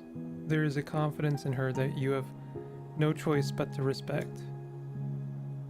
You take her back, her power becomes yours. The flood does not come, the village is saved, and no one ever knows the sacrifice that was made for their lives. No one but you. Years have passed, you outlive everyone you used to know. You move on, you meet new people, you start a new life. You have another daughter. This time the vision is yours. The piece of your first daughter that lives in you shows you what is coming. Rotting bodies in the streets, the smell of sickness on the wind. Church bells are ringing for an endless parade of funerals, an entire city whose gates will never reopen, everyone inside the walls falling to the curse of plague. You are among their number, your body no longer strong enough to heal even itself. You are not enough to stop it. Not as you are. There is another path, a narrow thread. If you were stronger, you could tug at it and unravel the tapestry of the future. Mother, what's wrong? Your daughter will never be as strong as you are, not after what you had to do. But she still carries in her some strength, enough. Explain it to her as it was explained to you. You tell her what's coming, you explain what she has to give up. What you both have to give up. You love your daughter, after all, you will miss her, as you miss your first daughter. She is angry. Even when you try to explain that she will be part of you, that she won't die, she cries and cries, and she tries to run away from you. Fate is attempting to cut its loose thread. The entire city rests on this decision.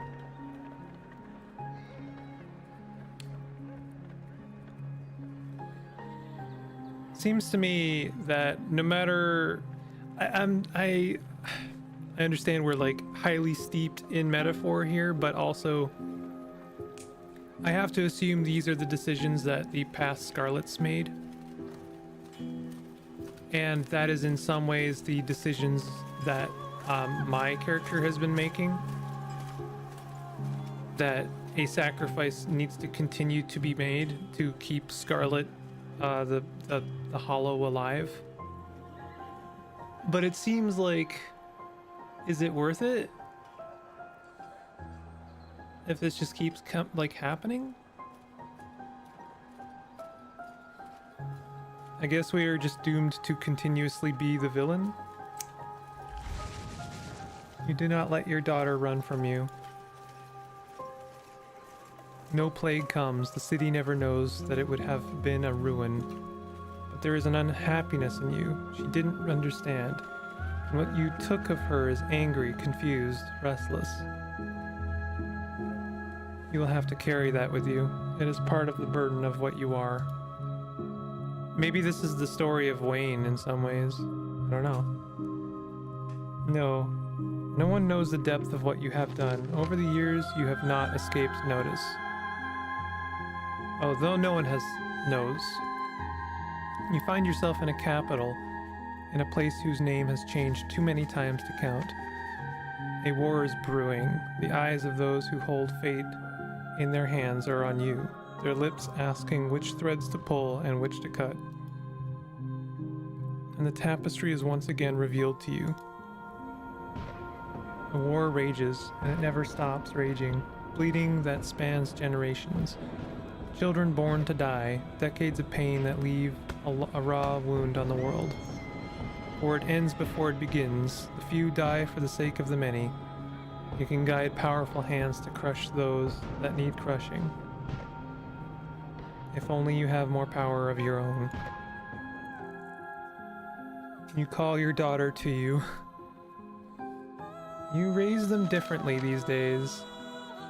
The disquiet life left by the reluctant daughter taught you a permanent lesson. Disquiet left by the reluctant daughter taught you a permanent lesson. They don't need convincing anymore. They are ready to return to you whenever you need them.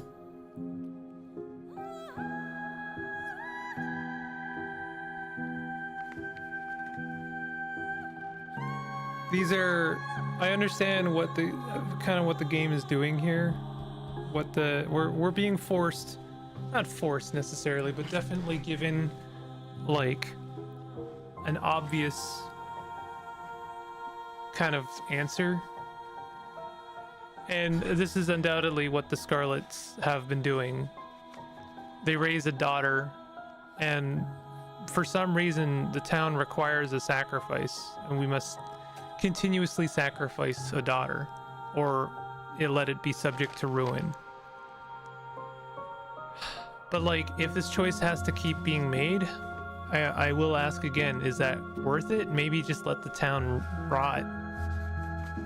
Like, it seems fated to rot. Or do you just like continuously let one person make this miserable decision and let, you know, like, good people live their lives?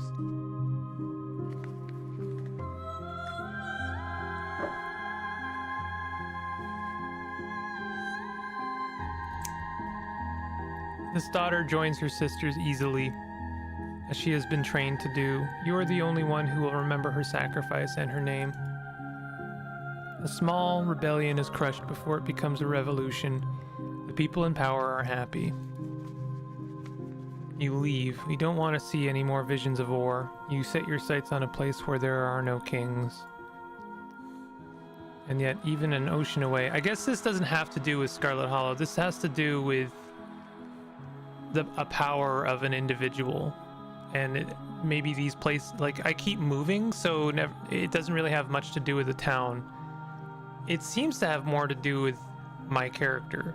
Like, it may be that this power to see, like, ruin,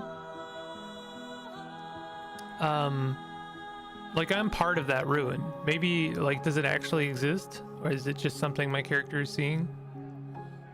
And yet, even an ocean away, power finds you. A man with aspirations. Anyone can hold power here, you have discovered, if they're vicious enough to want it. The hunger in him senses the power in you, and for a time you humor him. You allow him to give you a life of comfort. You and your daughter. Oh my god. You don't see a future where he ever grows more powerful than you can manage.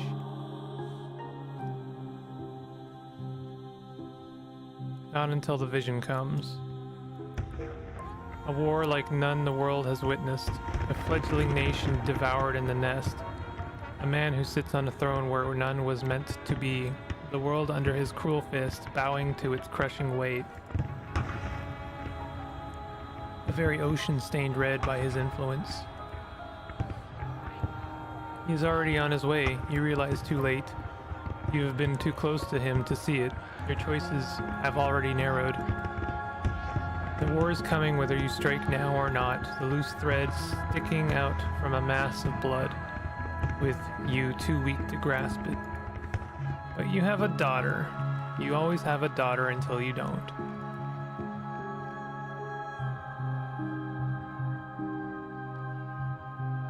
It's time to rest. Aren't you tired? Of course you are.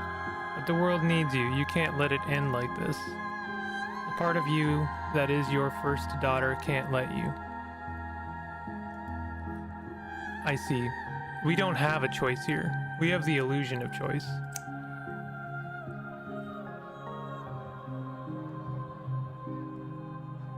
She joins her sisters as is her destiny, and you remove him from the world. The hole where he was in it, the hole where he is filled by lesser men, none of whom remember whose shoes they're stepping into, and none of whom can hope to command the way he would have. Blood is spilled, less blood, but you still feel every drop. You hide yourself away from the world. You and your daughter. The visions still find you, but here they are small, the decisions simple. You make them all the same, helping where you can. A storm halted, a conflict settled. Until one day when you are shown a dark pit. Splintering wood, debris trapping everyone inside. Is this the mine collapse? Bodies burning as the very rock catches fire. No, it's not yet. Children screaming as their flesh bubbles, then silence as lungs fill with smoke. You know the choice that lies in front of you. Not this time. You take your daughter's hand and you look her in the eyes. They're green like yours. You don't want to do it this time. You stare out over the hills together as a plume of smoke rises into the air, but you can't hear the screams from here. You assume you will die one day like everyone else, like anyone else. After all, you're long past due. Maybe you'll be lucky enough to know your grandchildren before you go. Then the man comes, and with him a vision. He has already decided. He's bringing something here. Something ravenous that doesn't belong, but that has been pressing at the edges of your world, trying to find a way in. It has its way now, whether you help him or not. More of the thread you've followed comes into focus, and for the first time you follow it beyond your death. Disaster after disaster, crisis after crisis. Thousands of years of little cuts that you weren't there to mend. On and on it goes, longer than you can ever hope to follow, its toll eternal and incalculable. There's a new thread too. If you're patient enough, and if you're strong enough when the moment finally comes, if you do everything right, you can devour this thing that sits outside the world. And it will give you so much power that you will never have to take back a daughter again. You could fix as many things as you'd care to fix. Floods, plagues, wars, kings. You look into her green eyes, so much like yours.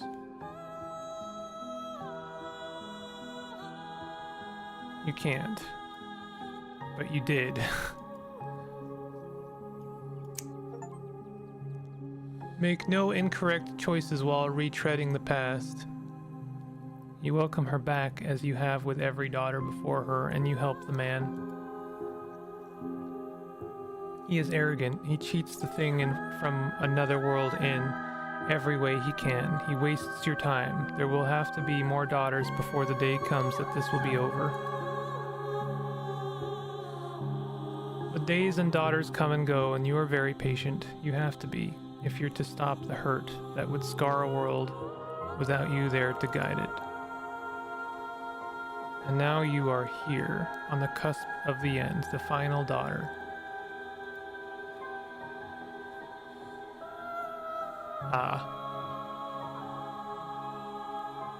So this is not a story about the Scarlets, this is a story about Sybil.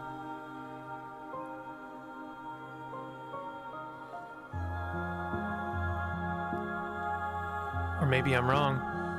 There's still a chance Sybil might be related to the Scarlet somehow. What are you doing here? Are you real? No, it doesn't matter. I don't care if you're a dream or not.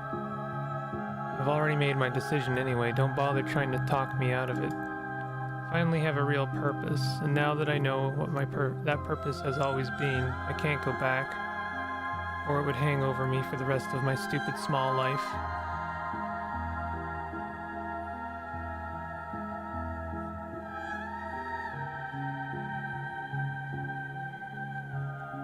This is why Kanika was locked by the mystic option for this chapter. Oh.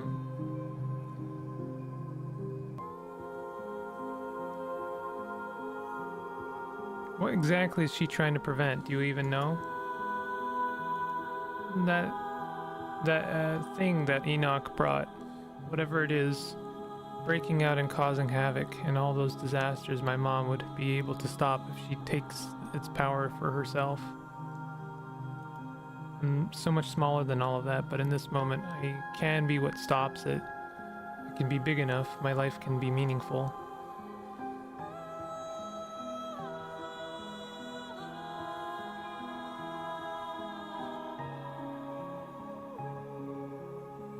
I forgot you, I can't believe it, all day. It's like you just didn't exist. That's okay, that's part of all this. Soon enough you can go back to forgetting and it'll be like all this never happened. You won't even know to be upset about it.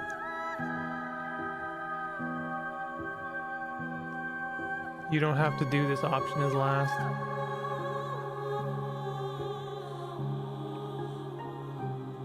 Do you really feel like you have to sacrifice yourself for your life to have meaning? Working at a shitty little general store in a dying town? Yeah. I would call that pretty meaningless.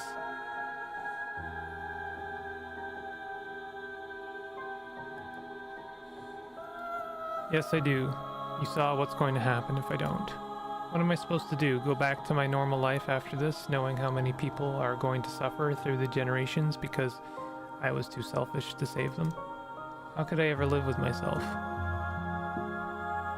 So what, you're just going to throw your life away because someone else is asking you to? Why do you think yours is less important than anyone else's? I don't. I just know I'm in a position where I can make a difference, and this is how I do that. And I'm just one person. We're not talking about trading one life for another. It's so much bigger than that. All of this is bigger than me. Honestly, the fact that I can have this kind of influence feels like an honor. I'm in the rare position to change the future, and I barely even have to do anything to make it happen. Don't have to do anything. You'll have to die. I'd say that's a pretty considerable thing to do. It's not dying, it's something else. And sure, the whole world is going to forget I ever existed, but at least I'll know I meant something if I can still know things where I'm going. I can't. Quiet, dear. There's no need to let Murphy talk you in circles. You already know the right answer. I don't know anymore. Murphy, you have no idea the kind of danger you're putting yourself in by being here. You think you're doing the right thing, but all you're doing is dooming countless lives, starting with yours. Tabitha, too. I'm sure you've noticed how stressed she's been. She carries an incredible weight on her shoulders. She can finally be free if you let me do what needs doing. Kanika can't save you on her own, but I can. I'm only able to tell you so much, but I tried to show you what I could. I'd hoped you would be able to trust me by now, for your sake. This is the only way your story gets a happy ending.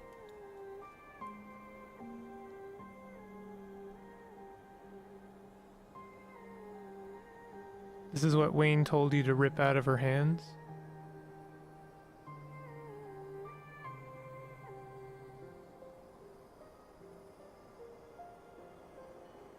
What's supposed to happen to Miles after all this? Are you just going to abandon him?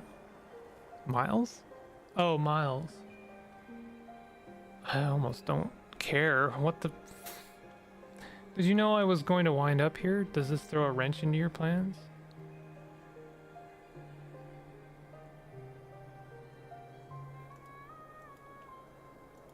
I did see this possibility. No inevitability, I suppose. I'd hoped it would all be over before you could find me. I know it can be unpleasant to watch. I'd hoped to spare you even if I knew in my heart that all the worthwhile roads for you to walk would bring you here, right before I could finish my work. But your being here only throws a wrench into things if you're unable to grasp the weight of what you're about to do. So ask as many questions as you need to, explore all avenues. I will answer until you understand. It's her life or mine, is that what you're saying? That is a very distinct possibility, yes, though any harm visited on you won't come from me. You're in danger, I'm sure you can feel that, and I make a powerful ally. Believe me when I say I understand the burden that's been placed on you. Wayne, why can't... Well, I kind of want to explore this, if only so that I get her perspective on Wayne. Wayne is already going to take care of me. I don't need your help. Sybil flashes you a pitying look. You poor dear. Do you really think or feel like he's the only one you can turn to? You think I've been manipulating you, yet that man somehow managed to earn your loyalty just because he's kind? Kindness is easy when you're free to lie. Truth is what's hard. I'm giving you the truth now. You call this truth? It's the closest I can get to, yes.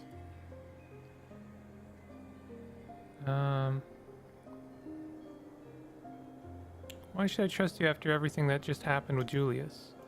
It's a very good point. She kind of totally screwed Julius. Oh, the baby? The one he was supposed to keep incubating until the pumpkin had shriveled in the field? Huh. I gave very clear instructions, you know. It isn't my fault that the Callaways decided it was their property, or that he decided to hatch it while it was still hungry.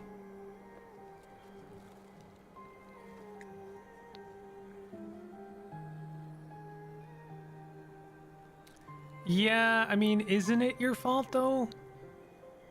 I feel like part of that falls on your mismanagement of this on the situation. Like, you just didn't care. Which I guess I understand, but at the same time, like, come on. I saw the possibility, I won't lie to you about that. Yeah, there you go. I see many possibilities. It was just as likely that the baby would consume him before anyone was the wiser, or that the pumpkin would be taken to the fair and the thing inside would die where no one could see its suffering. Like, for real, did you see the possibility that that your little ritual would go the way it's supposed to go and that Julius would have a child? It seems like you saw all the possibilities that did not involve Julius getting what he wanted, which means you did manipulate him, which means you have the potential to manipulate people, including myself. Sometimes pain is unavoidable. Yeah, that is something that someone says when they are causing pain, to be honest. Julius wanted a fix for everything that had gone wrong for him over the decades of his life. I couldn't provide that, but you told him you could, so you did lie to him. Not after who he had decided to become. It was already too late to stop those consequences from reaching him. I don't disagree with that, but I do disagree with the management of that to manipulate him because he had dirt on you. What kind of dirt did he have? How about you give me that truth? What you're doing now is inviting a future with more pain. Please let me choose the kindest path instead. I don't think I will. What's supposed to happen to Miles? Sure. Of course not. Do you think I haven't had other children in the past? Just because I just become something else to them. Someone who still loves them. He won't be alone. He'll still have the both of us, just in a different way than he used to. The question you should be asking yourself is what will happen if you stop this from finishing. Do you think Miles will be better off with a broken family in a town where everyone stays trapped? Let him be free to have a future.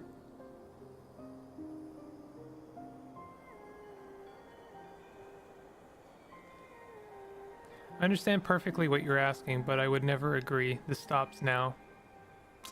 I feel like if I do this, then I prevent myself from being able to actually have agency here.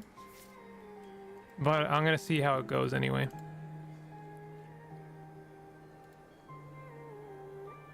You reach forward, grabbing Kanika by the arm and doing your best to wrench her free from her mother's grasp.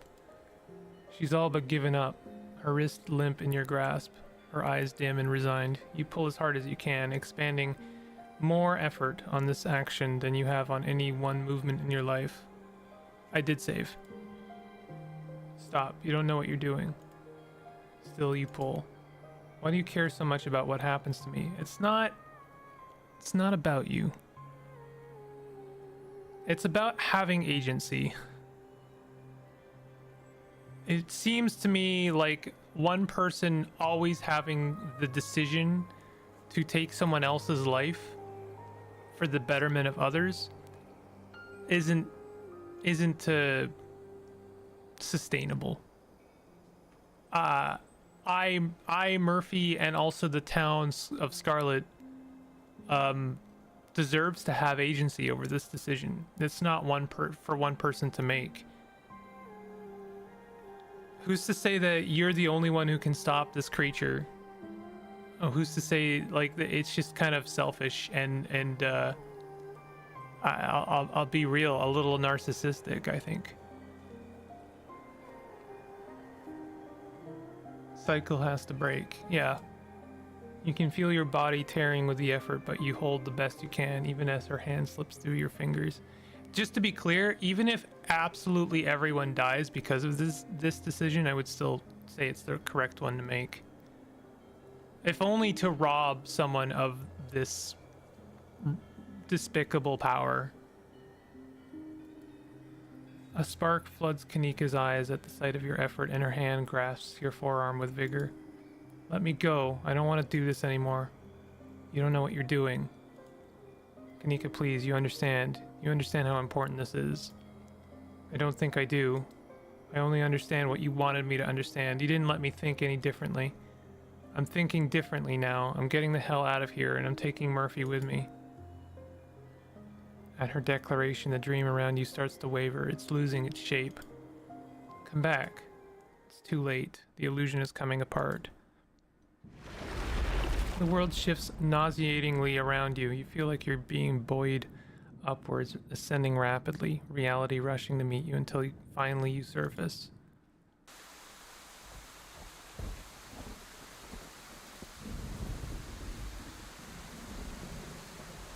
Oh, look at that. It's Tetanus. Is this Tetanus Lake? You're outside. It's raining. You have no idea where you are. Tulip? Janie? Oh, it's Pastor Daniel.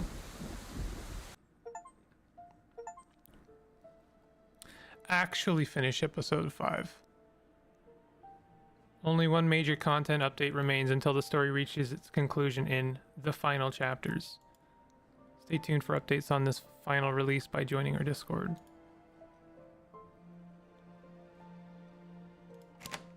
Well, looks like I'll be waiting a few months for that.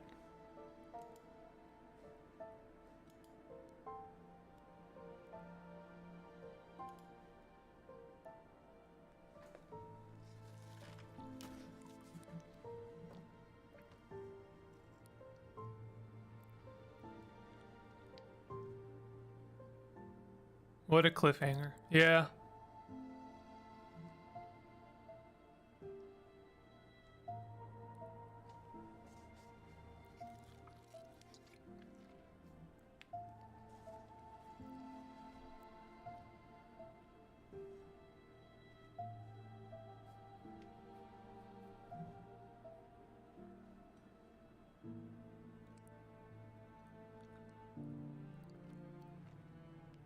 Wonder if there's any names here I recognize.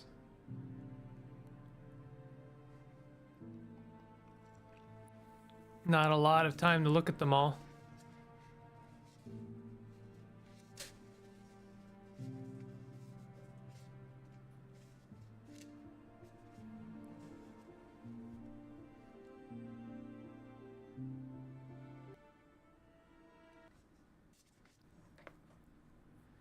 Well, shit.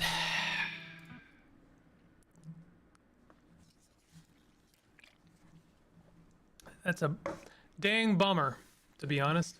You think you want to try this again? You mean like do another playthrough before the final chapter comes out?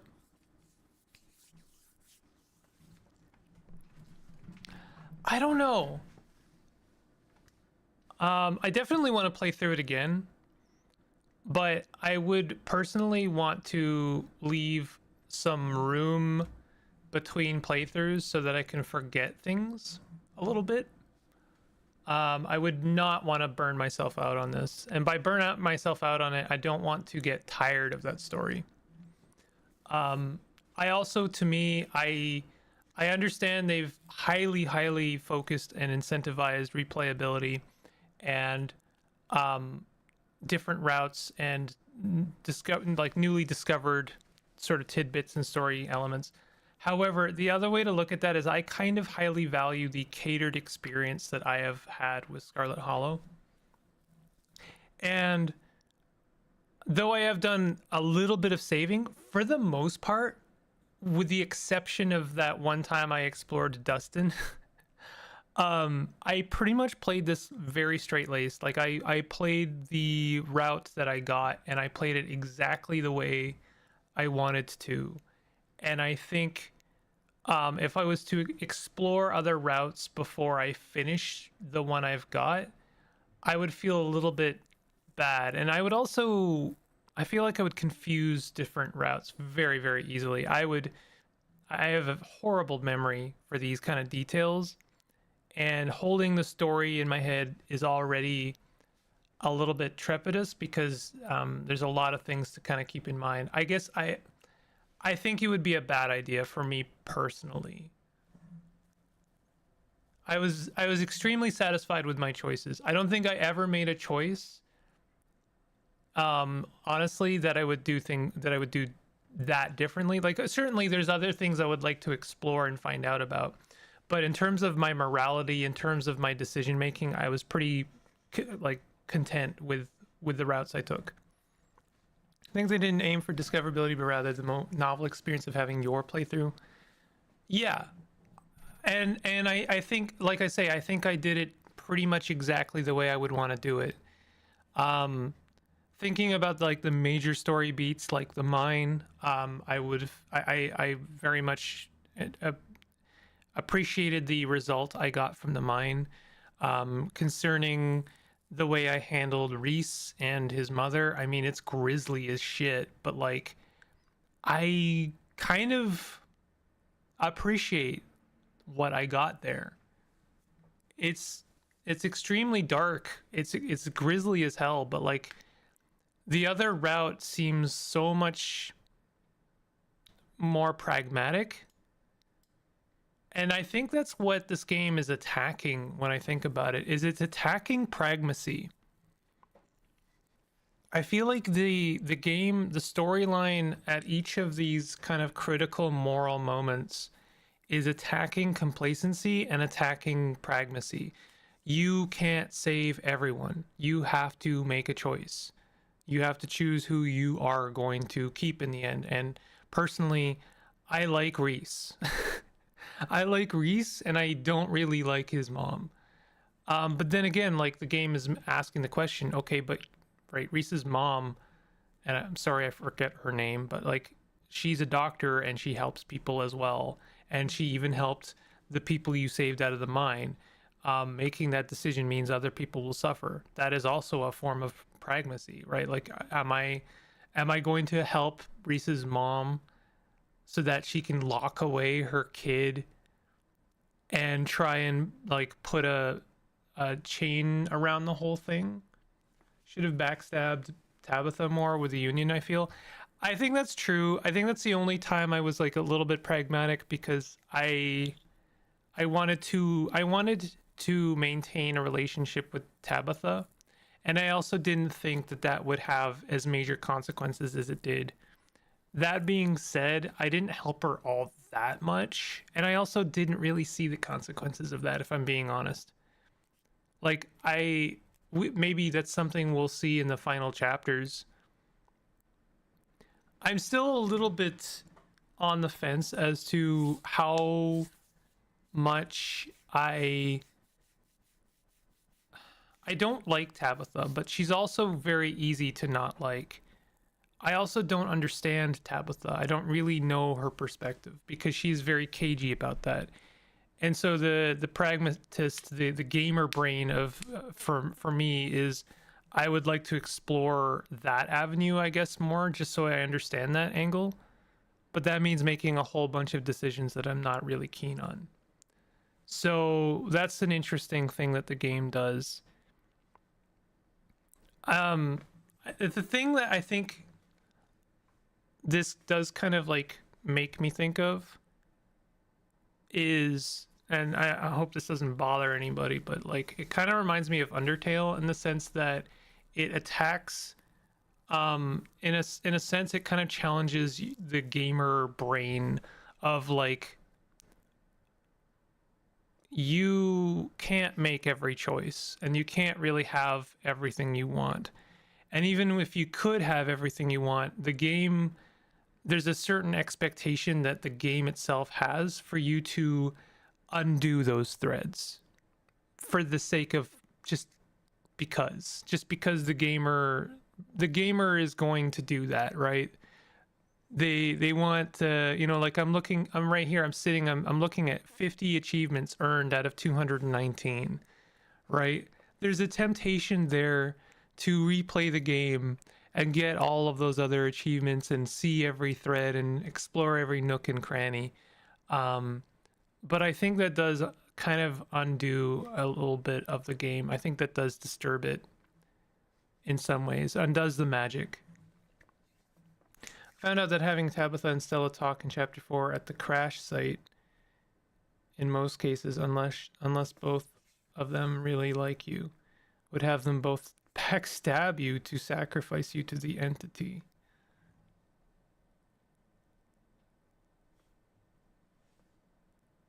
What feels like the most endearing moment in the game hurts you specifically the most? At the crash site? Isn't chapter 4 Reese's chapter, or is that something else? Is there like a completely different story thread?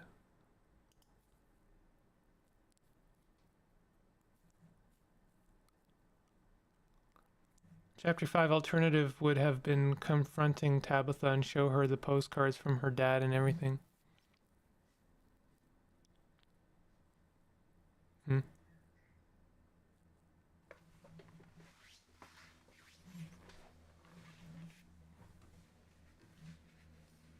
I guess I want to resist. The reason I don't want to do like another playthrough, at least not for a while, is because I want to resist the completionist a little bit. I would like to finish the route I have started. Because those decisions are very valid, and I really just don't want to undermine them, I guess. The scene with the dogs at the end where Stella was alone by a roadside. Oh, yeah.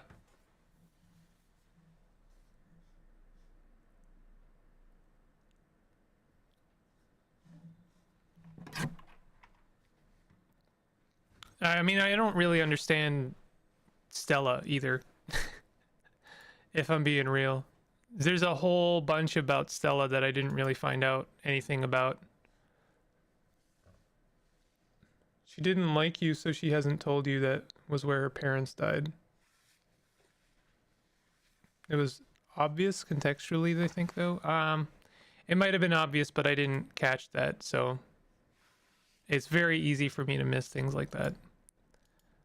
I wish I was honestly smarter, like when it comes to catching details like that. So I honestly don't mind if you tell me these things, because like I missed that straight up.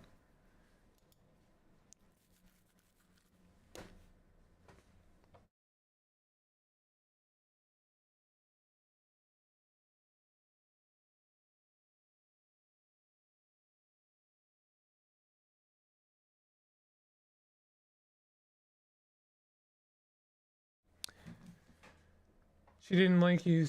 Okay, so I generally would go a little bit longer, but I am actually going to call it here. I'm feeling like this is a good place to stop. I've really enjoyed my time with Scarlet Hollow, and I think it's definitely like one of my top 10 narrative games. I haven't played all that many. So moving forward, I'm probably going to be doing Citizen Sleeper 2 instead. I think that I'm looking forward to that. I also want to finish In Other Waters, so I'll continue with that. So I've got two narrative balls in the air. Also, like, kind of want to come back to Million Depth as well. Although Million Depth is maybe overstaying its welcome. I don't know. I feel a little bit trepidous about that one. I feel a little bit uneasy about that one. She was uneasy in Cars. She is an orphan. She believed in ghosts and pursued her parents' path. So when she saw ghosts were real, she wanted to go there. I see. Yeah, I mean, that is extremely obvious in retrospect. Thank you for telling me that. That is extremely obvious in retrospect, but I still missed it. Sometimes I am blind. That is actually really illuminating. Very much ties things together that I had not been paying close enough attention to.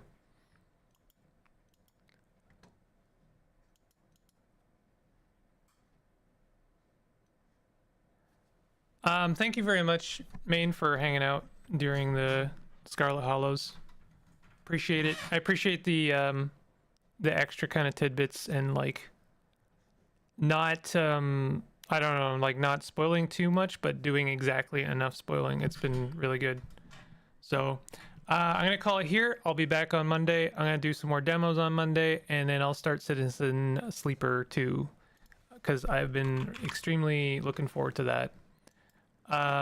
Take it easy. Good game. GG's. Goodbye. Good stream. Bye-bye.